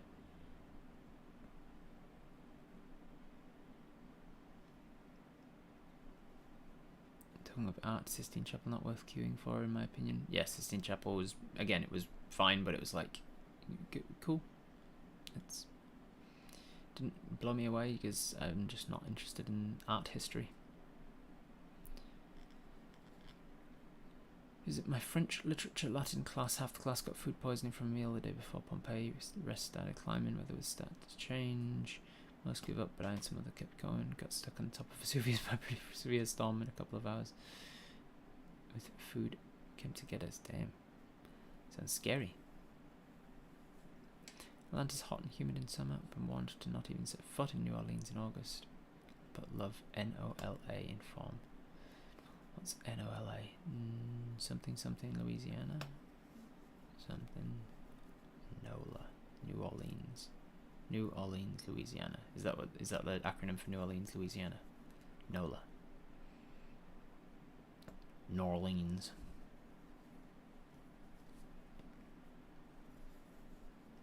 DragonCon is Labor Day weekend. DragonCon is Labor Day weekend. Hot and heavy costumes, a whole new beast. Been to Florence twice and never saw David.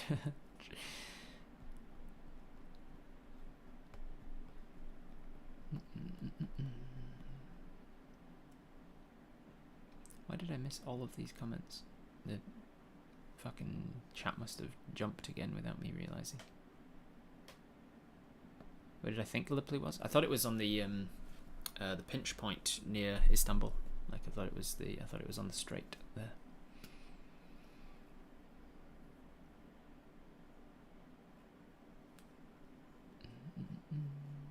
I'm gonna stay in an igloo in January and go and pet reindeer. Nice. Switzerland's my favourite so far. Stayed up in the mountains. You walk outside and be inside a cloud. Yeah, Switzerland's gorgeous. People there are nice as well. Terrible food opinion. Been to Italy 3 times and the best tiramisu I've ever had was in Yorkshire.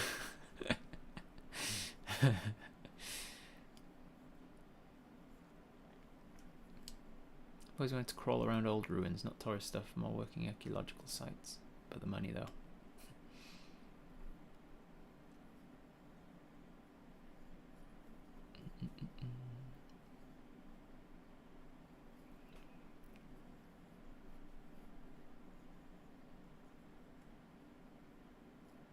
Spent a lot of time in the gardens of Florence. Talking about the Sistine Chapel's not worth it. Yeah, they give you a mirror so that you're not walking around cranking your neck, and you can look down onto the mirror and see the Sistine Chapel, and they prevent you from taking photographs, or at least they try. Important question: is a hot dog a sandwich? Yes. Gyros, yeah, gyros was, that was one of my favourite foods. Some of my favourite foods in my life have been, we had some gyros at a place called Brasiledeco or something, Brasiledeco in Greece, on the coast, and it was divine. I've had a crepe from a savoury crepe from a hole in the wall place in Paris. that was like a bit off the beaten path, and the couch surfer that we were staying with took us there, and it was incredible. And some of the pizza that I had in Rome has been some of my favourite places, and now I'm really hungry.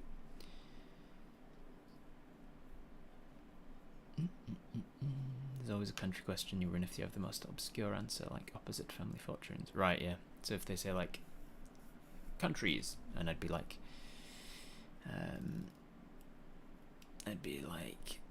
Saint Lucia, or I'd be like San Marino, or I'd say Burkina Faso. I'm surprised. I just surprised myself by remembering Burkina Faso, because it was the one. Burkina Faso is the most difficult one for me to remember in Africa. For some reason, it was always Burkina Faso that I'd forgotten, and I always knew that I'd forgotten it, and I knew where it was. I could place it on a map. I knew it's 2 words, and I knew it begins with a B, and for some reason, like all of that, I still wouldn't be able to pick it up until like my time ran out on the quiz, and then bink, it pops in, and it's like, Burkina Faso, fuck! Why can I not remember it? So I'm pretty impressed with myself that I just pulled it up. I kind of want to do that quiz now. Would that be boring for you guys to watch me just sitting here for 10 minutes and trying to remember all of the countries of the world? Did you go down the hallway in the Vatican with the old maps? That was a highlight for me, and just literally passage away from the one attraction to the next. We did do a tour of the Vatican, yeah. I don't remember a passage with a bunch of old maps though.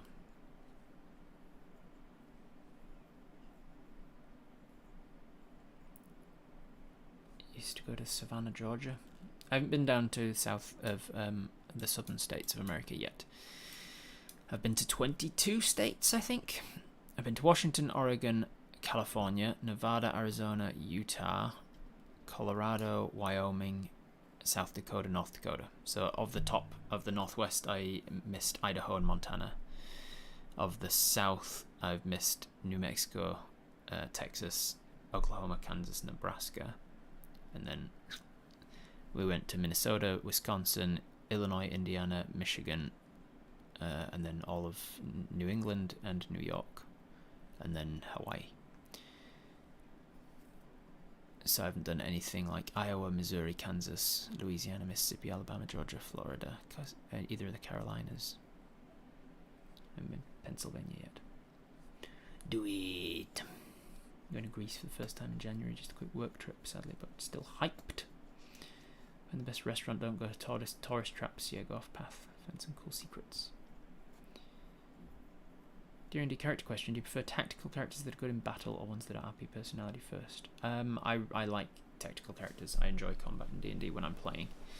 I like to be able to feel like a badass, able to do a bunch of stuff. If I'm playing a ranged character, I want to be like super good at ranged attacks, like rogues with a bunch of sneak attack.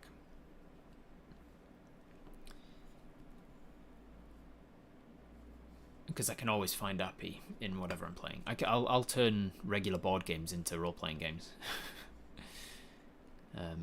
There's a game called Sheriff of Nottingham, which is really fun if you make it a role-playing game. Luxembourg, sneaky tiny little place for padding, trivia of places you've been. Remember absolutely nothing from there, unfortunately. Yeah, that's unfortunately a lot of the places. Like I say, I've been to Indiana, but I drove through it from Chicago. Like, we went down through Wisconsin, just drove down through Wisconsin, barely even stopped. Went to Chicago, didn't see any other of Illinois, just Chicago, and then drove from Chicago round, just dipped round the corner up to Detroit. So we've technically been through Indiana and into Michigan. So of those places, I can like tick it off that I've been there. At some point in my life, I have been situated in the land that was that country or state or whatever it is, and then, you know, I tick them off of my list, but I'm like, I don't feel like I've actually been there. I didn't tick China off my list at first, because I'd been on like a stopover sort of situation, and so I hadn't left customs, and so legally speaking, I hadn't been to China. I had been located on the geographic ground that would be China, but I hadn't legally been to the governmental delineation of what China is, until I once did a stopover between New Zealand and Britain, and the my two different flights. One of them got into one terminal, and the other one left from another terminal, and they were different buildings, and so you had to collect your bags, go through customs and immigration, enter China officially, walk across the road, enter the new terminal, recheck in, done it, drop off your bags and all that shit. So technically, I have been to China, and so because we did that, and because we were entering China anyway, we decided we've got like 3 hours to kill. So we got on a bullet train and took the train all the way to Shanghai or whatever the nearest city was, and then came back. So it's Shanghai, other one. Why am I completely blanking on that name of that city? I keep getting thinking of Bangladesh. Isn't it? Shanghai or Beijing? I can't remember which it was.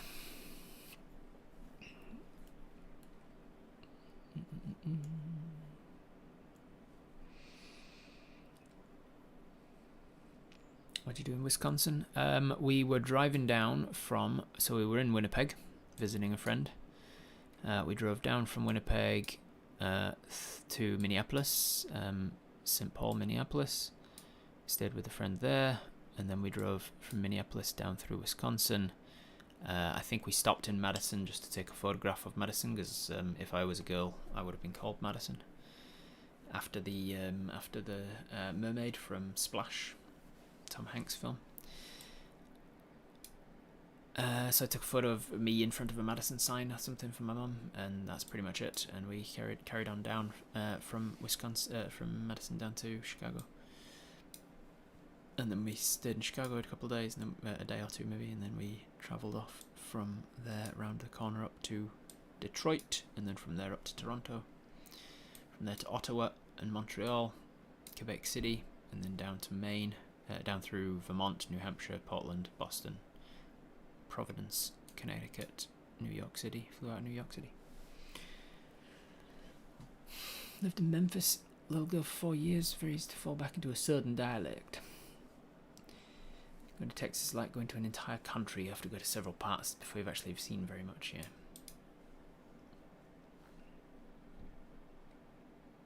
Slept on a coach through Luxembourg. Does that count? You slept through Luxembourg. The only thing we agreed upon was to count as lived there, you needed to be there at least 6 months. Yeah, that makes sense to me. Oh, I don't know. 6 months isn't like if I was in a country for 3 months, I'd feel like I'd lived there. Like that's much longer than I've ever stayed anywhere when traveling. 3 months. We had a similar rule for a game called Red Flags, which is about setting your friends up with dates and stuff, like blind dates. It's a really fun sort of party game, and we decided, because there was lots of debate about like, oh well, I mean, because the whole point of the game is that you've got some white cards that are good things, like is a lumberjack and has a bunch of money and owns a startup and whatever, like looks exactly like blank. You can insert whoever they fancy or whatever. And you come up with 2 of them, and you're like, oh, have I got the good person for you? They volunteer at an animal shelter, and they can get you into any bar without paying a cover charge or whatever. And you're meant to like, it's a good way to sort of get to know your friends, especially if you like new acquaintances or whatever. You kind of get to know them, and they're like, oh, that's a real big one for me because it has the same music tastes. That's a big white card. That's a super good one. And you give them 2 white cards, and then one of your companions then leans over and gives you one of their red cards, their red flags, and it says things like looks and smells exactly like your dad. And you're like, so yes, they are a lumberjack, and yes, they whatever, but they also look and smell like your dad. And everybody pitches their own person for you to date, and then you have to decide which of those you would go on a date with. And we decided that there was too much people. There too many times people were like, oh yeah, it says she's a supermodel and she is an infomaniac, but whenever you cry, she says, "Can you not?" And it's like, well, I wouldn't have to deal with that. I just go on a date and fuck her for a week or two, and then we break up. And so we were like, no, we need to put some rules in place that you have to date this person for long enough that these red flags will always come up. So we decided that you have to date them for at least 9 months. We don't know why we decided 9 months. 9 months was like we kind of all as a group we decided like 9 months is like long-term relationship. The beginnings of like when you can call it long-term. So that's the rule that we set in place. It's a very fun game though. I recommend it. It's much better I find than like other forced humor games like Cards Against Humanity.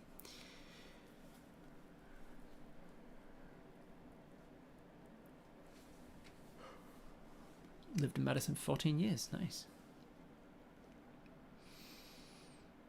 No worries, Sophie. Thank you for being here.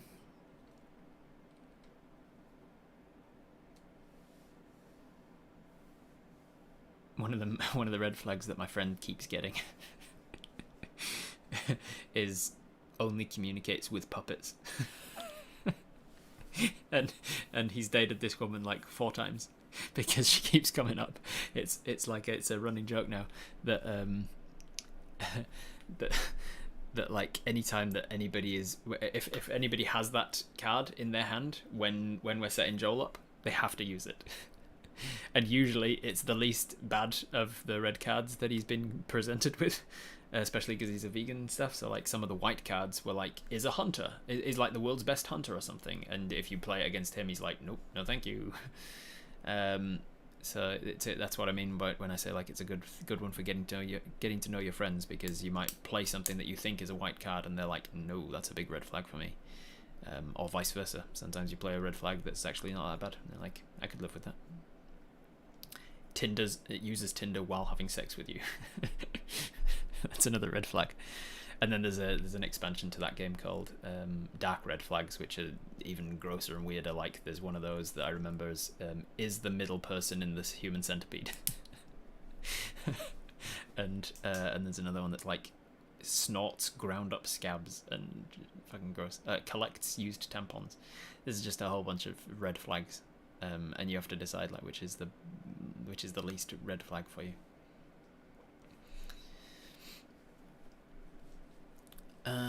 Alright.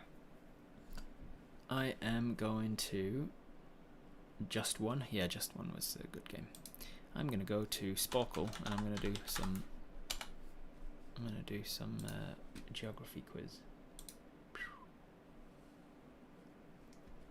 Sporkle.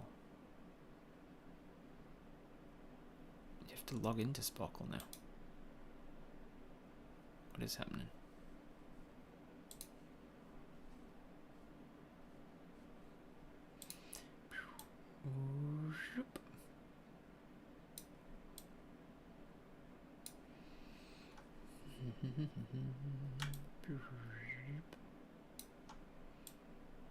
I guess that'll do.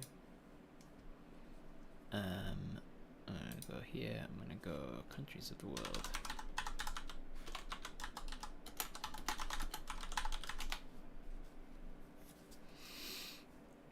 And the world, do you date the center segment of a centipede when they sewn together or something? You know what? I don't want to know. What card game was it? It's called Red Flags. Red Flags.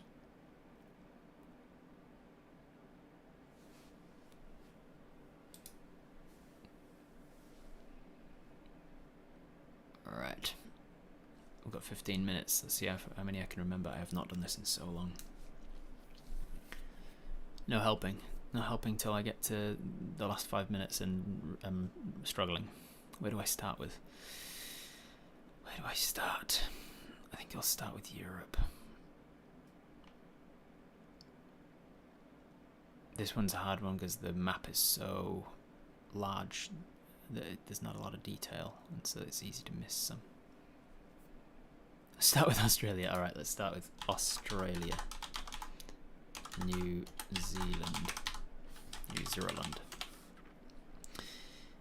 Fiji. Niue is part of New Zealand. Samoa. Tonga. Nauru.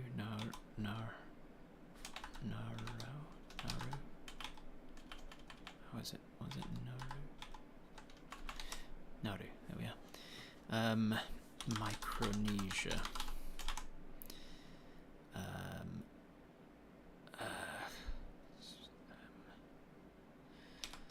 Papua New Guinea.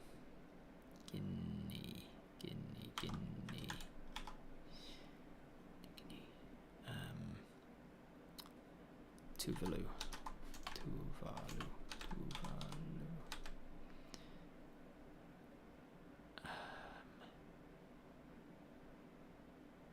I'm gonna miss a couple down here, aren't I? Okay, let's move on. Indonesia. Singapore, I always forget, so I'll do that one now. Let's go Japan. Let's go China. Let's go South Korea. North Korea. Let's go. Let's not jump around too much, Rob. Thailand. You're doing Thailand. Let's go with Vietnam, Cambodia, Laos, Brunei.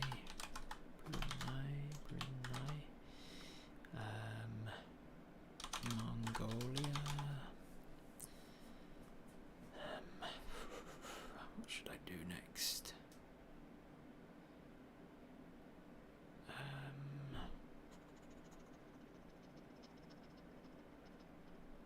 I don't think it recognizes Tibet, no. It doesn't recognize Thailand either, I don't think. Taiwan, I mean. Taiwan. Is that how you spell Taiwan? No, it's just a T, isn't it? Taiwan. Oh, it does recognize Taiwan. Okay. Indonesia and what's the M one that I'm thinking of? Can't think. Let's move on. India, Sri Lanka, Bangladesh.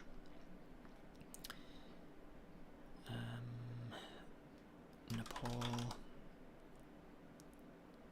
I'm missing some around here, aren't I?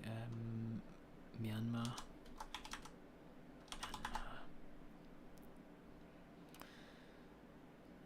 Whoosh. What am I missing next to Nepal there? I've got a cheat that I can get to eventually. I know the Nations of the World song by Yako Warner from the Animaniacs. So I'll go through that eventually. Oh god, I've got all the stands to do. Jesus. Let's start with the ones I can spell. Afghanistan. Kazakhstan. Jesus. Kazakhstan? No, Kazakhstan. Maybe without the H. Oh, the H is in the second place. That's the one. Turkmenistan. Azerbaijan, just because it's on my head. Azerbaijan. And Georgia. Stop going over there, Rob. Come on, back to the stands. Kazakhstan, Afghanistan, Pakistan, Turkmenistan, Uzbekistan. There's one that's literally just a bunch of vowels, like Kyrgyzstan. You just smash the keyboard and fuck. Hope for the best. Kyrgyzstan. I've got no idea. I can't remember how the fuck to spell that. Let's do. Should I do Middle East now? Let's go Middle East. Oman, Yemen. UAE. We've got Saudi Arabia.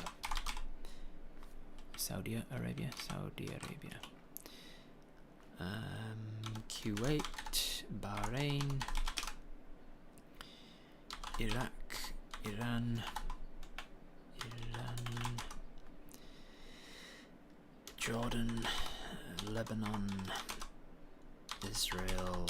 I don't know if it I think it does recognise Palestine. Palestine. Yeah. Syria. Haven't done Turkey yet. Greece while I'm there. What else am I missing from there? I've done Kuwait. Oh, Qatar. I haven't done Qatar yet. Qatar. What am I missing from there? Near Turkey there. It's not Georgia, it's not up there. Armenia? No, that's not where Armenia is. Oh no, it is. Okay, that's the one I was missing.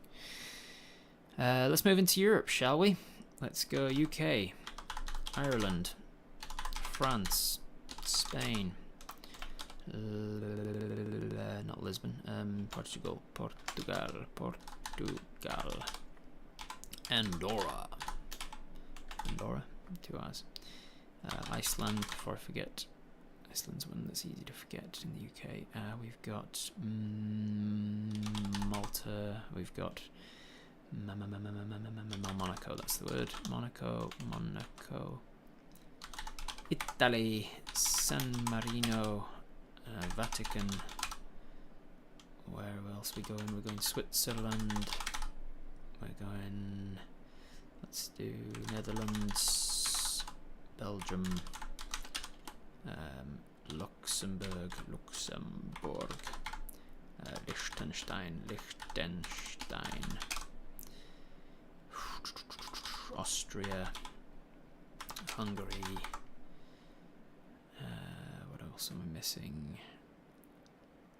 I think I've gotten everything around there. Make my way up. Let's go up to Denmark, Norway, Sweden, Finland, Estonia, Latvia, Lithuania. Have I not said Germany yet? Germany. We've got Poland, Belarus, Romania.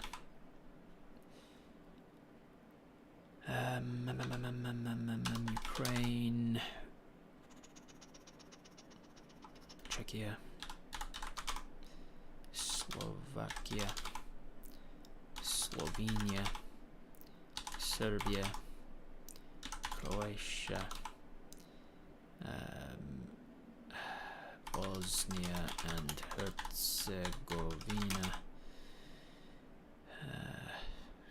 What else am I missing around here? Did they recognise Kosovo yet? Kosovo, yeah. There's going to be something else I'm forgetting around here. There always is. Montenegro, Macedonia. North Macedonia. Is there a South Macedonia now? No. What am I forgetting down there? Somewhere around here. It's hard to know what I've forgotten. Cyprus. Man, I've only got 6 minutes left. Jesus Christ. It's no time. 15 minutes is insane. Move on. Let's go USA, Canada, Mexico. Let's go done. Let's move into the central and go with, where do I begin? Panama, Haiti, Jamaica, Cuba, El Salvador. Man, I don't want to run out of time. This is, I want to run out of ideas before I run out of time. Let's move into the south before I run out of time. Brazil, Argentina, Chile, Ecuador, Peru,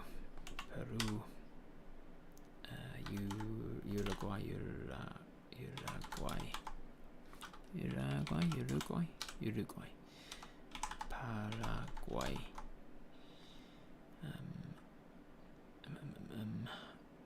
fuck, what's the middle one called? Bolivia, Venezuela, Colombia, French Guiana. Fuck, am I spelling that wrong? Guyana. Fuck, maybe it's not that. Suriname. Oh, it's part of France, I think, technically. Suriname. Barbados.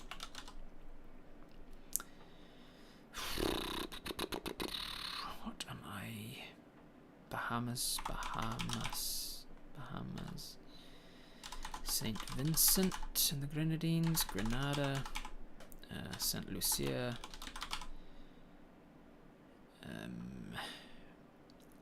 There's another saint. Saint Lucia, Saint Vincent, and Saint. There's another saint. I can't think what it is. Tortuga. No. Shit. What is that one called? T. T and T.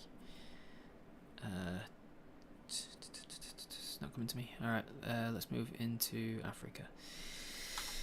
Egypt. Morocco. Libya. Liberia.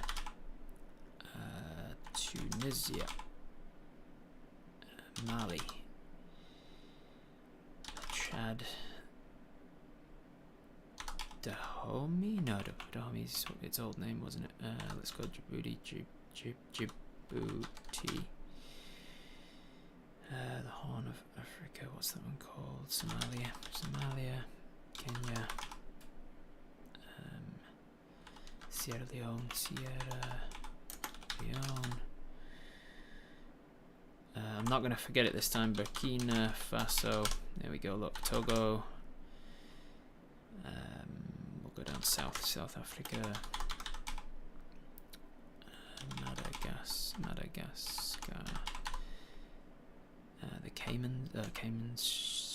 Seychelles. Cayman Islands are part of. I don't think the Cayman Islands are. Some though. Where are we? Lesotho, Burundi, Rwanda. Must have misspelled that. Where do I go? Nigeria.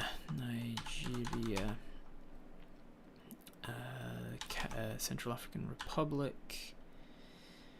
Congo. Democratic Republic of Congo. Come on, just DRC. There we go.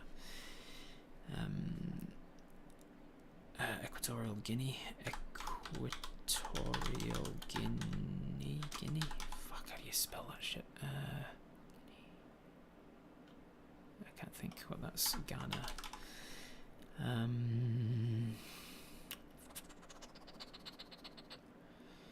What do I do? I can't believe how fucking little time I've got.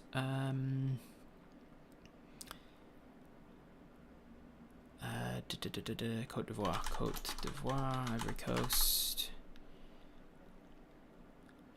Sudan, South Sudan. Alright, last few seconds.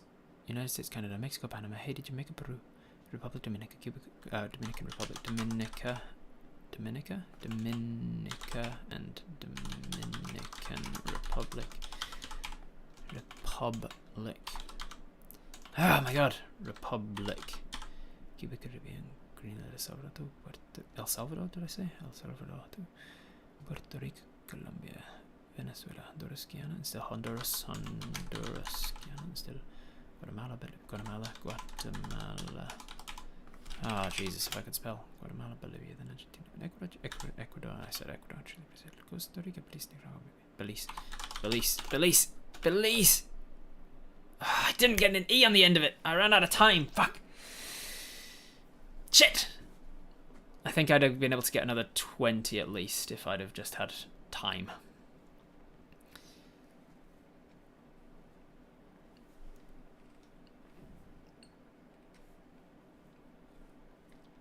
used to do something like this with the country's flag. I've never been good with flags at all. Not a chance. Flags just have no way of connecting in my head with anything because they're all just similar. They're all just similar.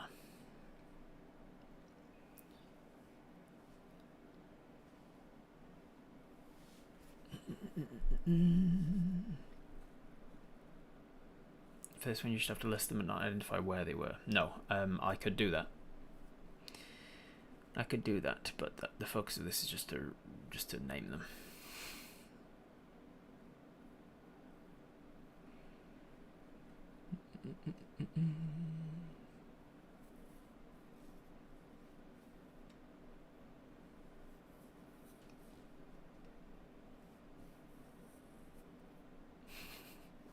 You start talking about radiation in bananas just to entertain yourself.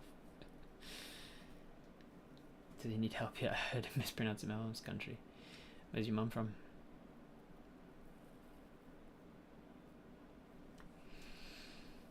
Trinidad and Tobago. That's the TNT one that I was trying to get. Albania, Moldova, Kyrgyzstan.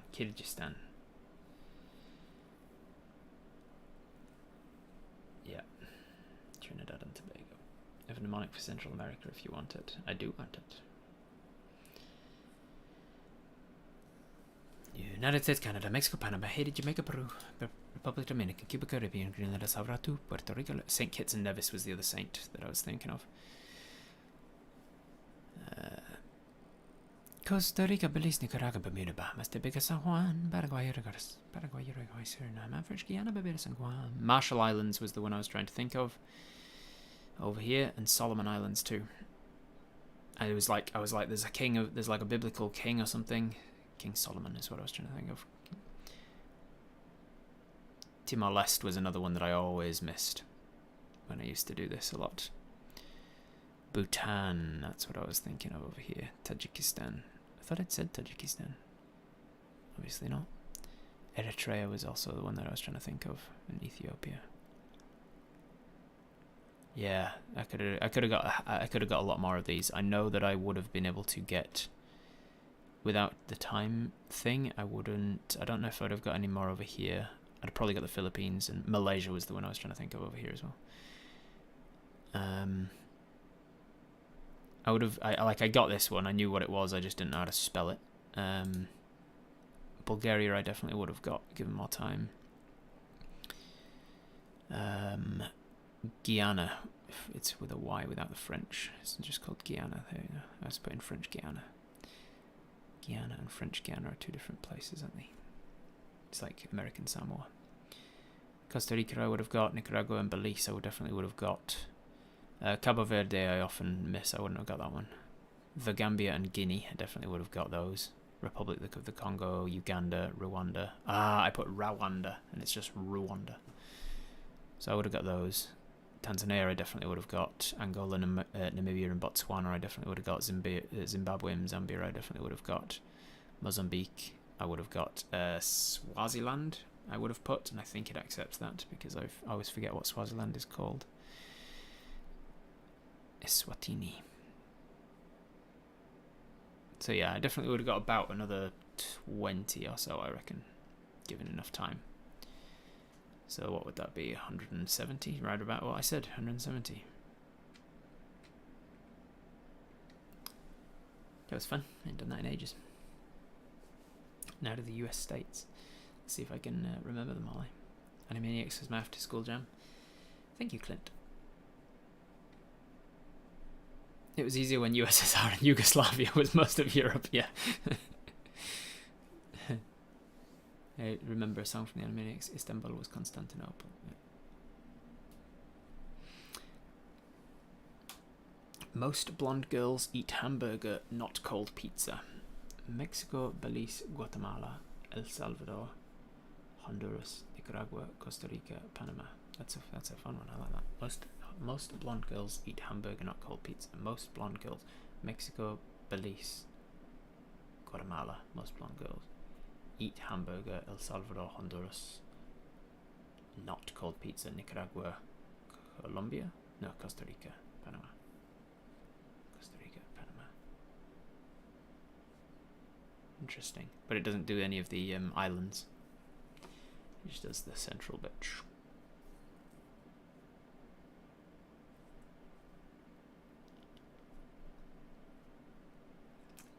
Guyana. Is it not Guyana? Is that what I was mispronouncing? Is that what you're saying? Guyana? You kind of swallow the and sounding part if you have a Guyanese accent. Guyana. Like Guyana. Guyana.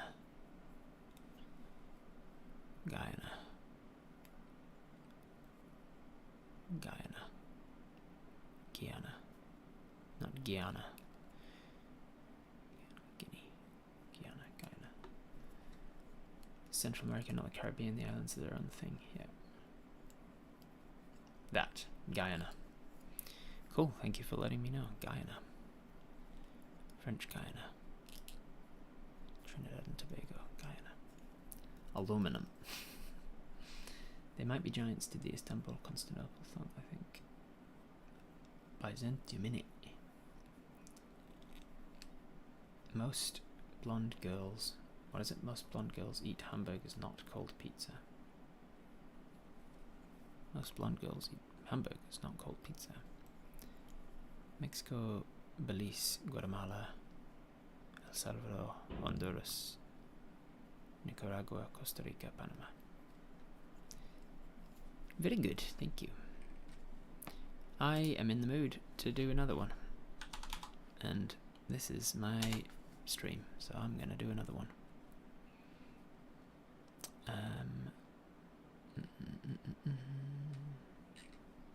Come on, give me the most popular one.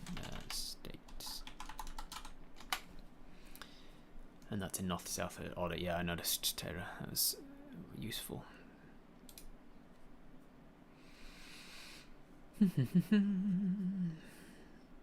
Guyana is the only solely English-speaking country in South America. Is that right? Holy shit! I didn't know Guyana was English-speaking. I really want to visit South America.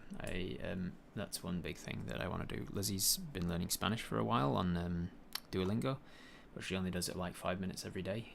She's got like a 700 and some day streak. Honestly, she's been doing it without stopping, without a break or missing a day for over 2 years.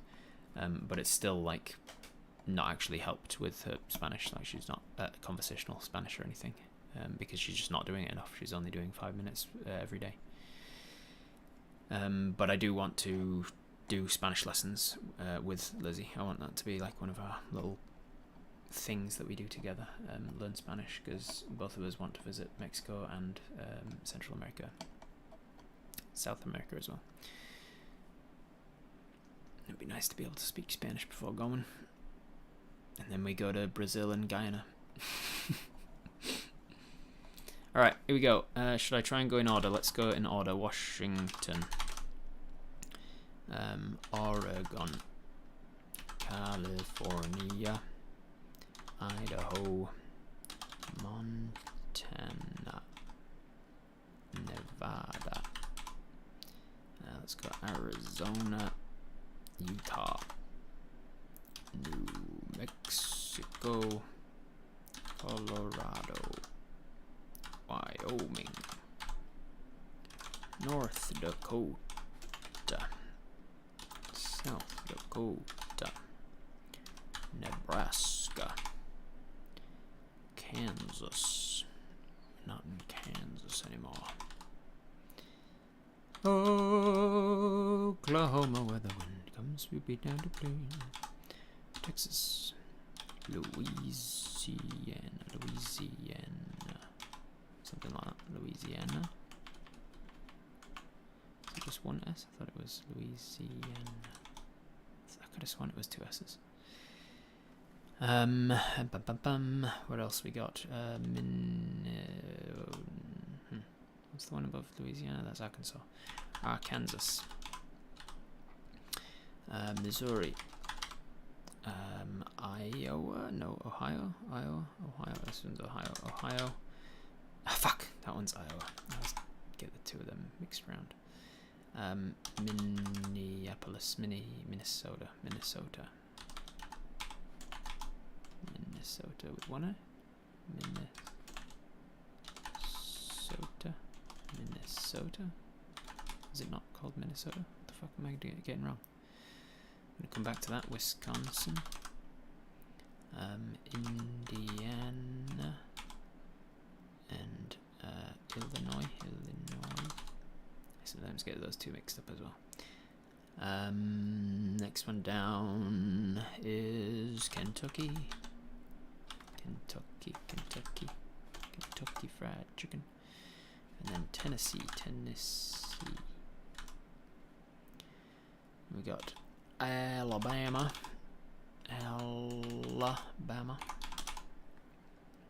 Oh, I've missed one. Thought that was Alabama. Oh, that's Mississippi.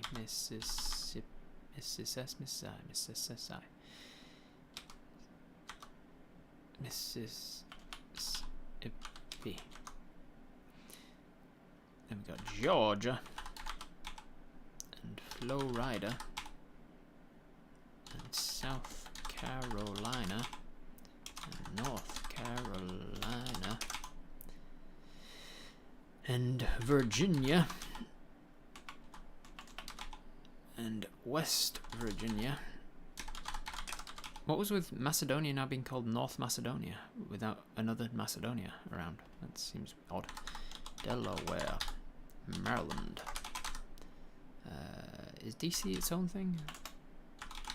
Is it counted? It won't be counted because there's only 50 of them. DC's not counted in the 50. New Jersey. Pennsylvania. New York. I feel like I'm going to miss something over here, aren't I? Connecticut with a C in there for some reason. Rhode Island.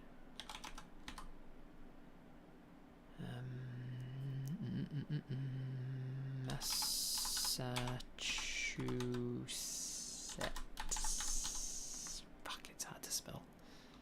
Massachusetts. Something weird about Massachusetts spelling. I always remember that it's a weird spelling, and I never remember why. Vermont, New Hampshire, Maine.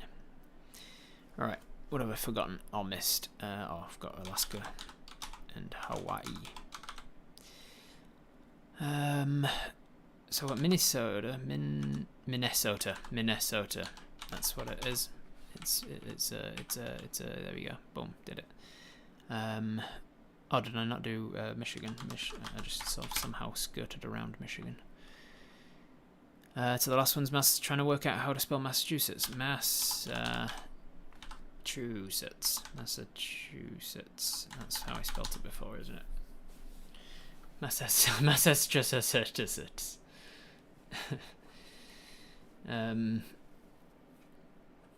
It's because the rest of Macedonia is still in Greece. Ah, okay, cool.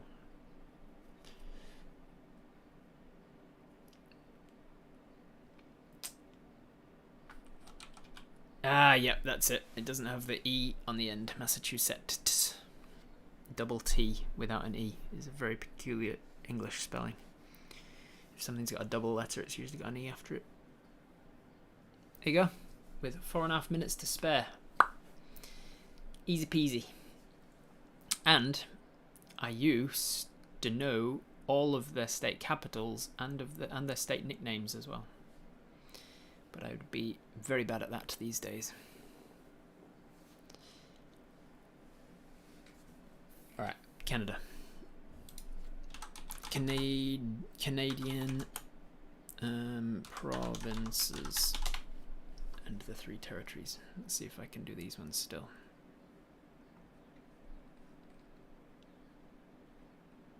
Provinces and territories of Canada. 5 minutes. Here we go.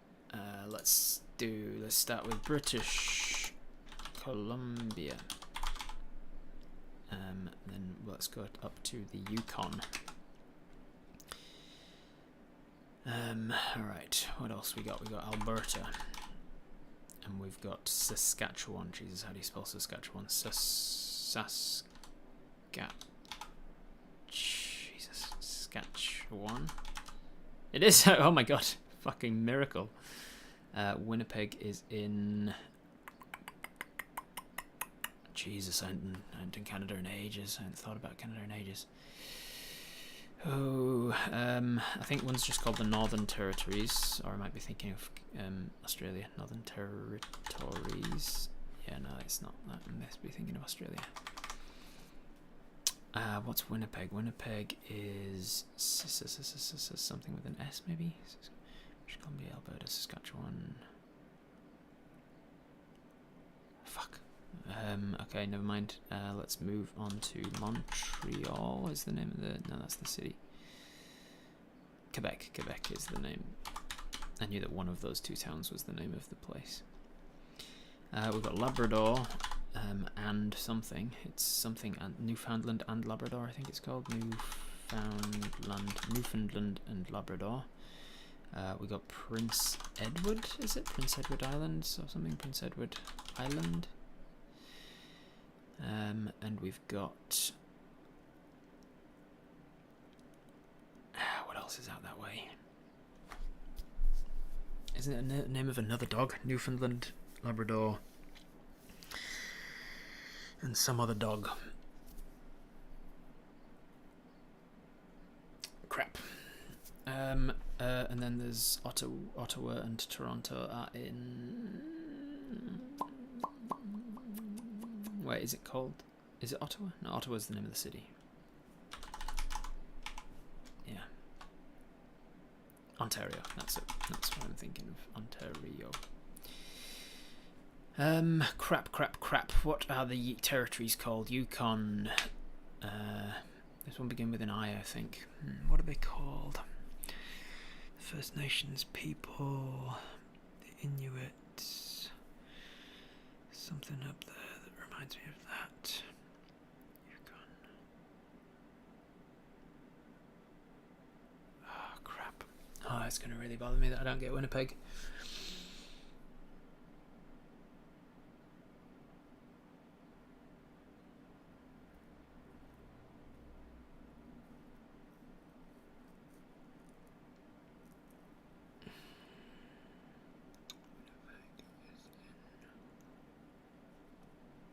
Winnipeg is in...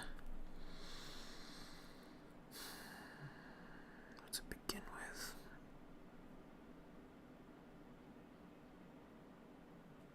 Manitoba. Is that right? Manitoba? Yes! Fuck yeah. Alright. Okay, good. Not going to kick myself. This one I feel like I'm going to a little bit kick myself over. So, Newfoundland, Labrador... Hops and Dragons live out here in this province. Or are they in Newfoundland and Labrador? I always forget which. I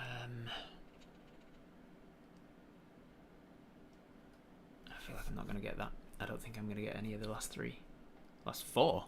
Which am I missing? Are there two? No, it's 3 territories. Oh, there must be 2 over here. Shit, I'm going to miss them both. There's 2 more territories, and then these 2 over here. I'm going to miss them all. Yukon. There's definitely one of these that's the something territories.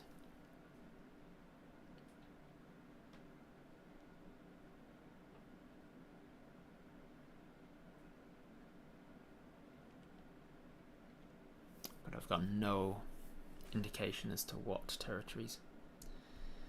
The something territories. It's not if it's not the Northern Territories.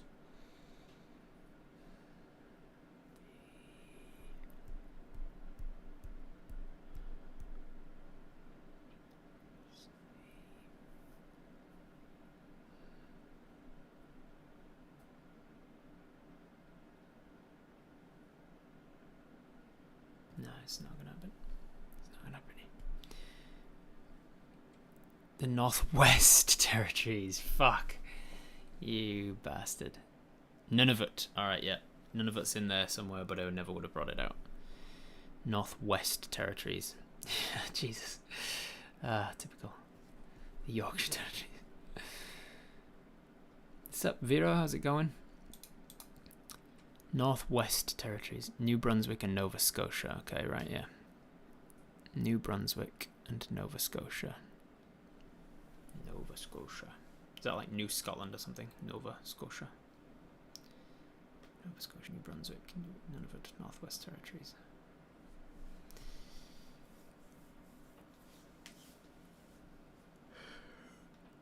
Northwest Territories. Anyway, that's enough. I'm gonna call it here. I've got stuff to do, and I've got to be somewhere in an hour. This was fun though. I enjoyed just hanging and chatting with you guys, and doing a little game. I haven't done. This is the sort of thing I don't take time to do anymore. Just like just chilling and doing games and little things that interest me and excite me. Like doing quizzes and stuff. I like doing quizzes, but I don't really give myself time to do them. But this was fun. I like hanging with you guys, and thank you very much for the Patreon support. Sup, Sasha? How's it going? You're not in danger with the Fae. Off to a chocolate factory. Yum. Sounds fun. I don't need to. I was about to start raiding somebody. I don't need to raid. It's a private stream. Alright, well, thank you for joining me for this Patreon exclusive, everybody, and thank you very much for your Patreon support. I really do appreciate it. Patreon helps me to be able to have a more consistent income while I'm working on stuff. And thank you in advance for your patience throughout December. I've been working really hard, and Fancy has also been working really hard on the edits. We've been working really hard to get things backed up and stocked up to make sure that we have YouTube stuff to put out consistently while I'm away, so that you guys still have content coming out onto my YouTube channel. There's also going to be content coming to my Twitch streaming while I'm away. I don't want to say any more about that yet because I'm in two minds about what to say about it and what to just leave as a surprise. But my Twitch is not going to go completely dark, and my YouTube is not either, but I am going to be not doing any of it. I'm going to be enjoying my time off, my well-deserved time off, I feel. And then thank you for your patience when I come back as well through the last week of December and into the first couple of weeks of January, when I won't be streaming a hell of a lot, because I'll be making sure to take some time to actually to get ahead with some of my stories and stuff. Thank you, Vera. Try and catch up with Critical Role during that December. I would recommend as well, if you are looking for other things to watch, if there isn't enough of my content coming, you can get on board with Winter's Tales. My friend AJ over at Winter's Tales has a fantastic show. I decided that I would start watching it once I caught up with her, and once I was hanging out with them in PAX. I was like, oh yeah, we got talking about her campaign, and I was like, oh yeah, I was super excited to hear about your campaign, because it was an idea that I'd had for ages to like start somebody off not knowing anything about their character, and that's the gimmick of her campaign over at Winter's Tales, is that there's all of the characters they start off with full amnesia. Nobody knows what class or race or anything that they're playing. And then slowly, little by little, they're learning about who they are and why they all woke up together with tattoos on their bodies and all this stuff. And it is a very good series. She's done a fantastic job of it. It's a very compelling story and a very compelling homebrew world. And also the actors in it are incredible as well. They do some fantastic performances. So I do recommend Winter's Tales, Chronicles of Aelwyn, if you are looking for an actual play D&D thing to watch over the little while. Alright, I'm going to leave it there. Thank you very much for joining me, and I will see you guys next time, whenever that is. Twitch Tales tomorrow. I'll see you for Twitch Tales tomorrow. Bye, everybody. Mwah.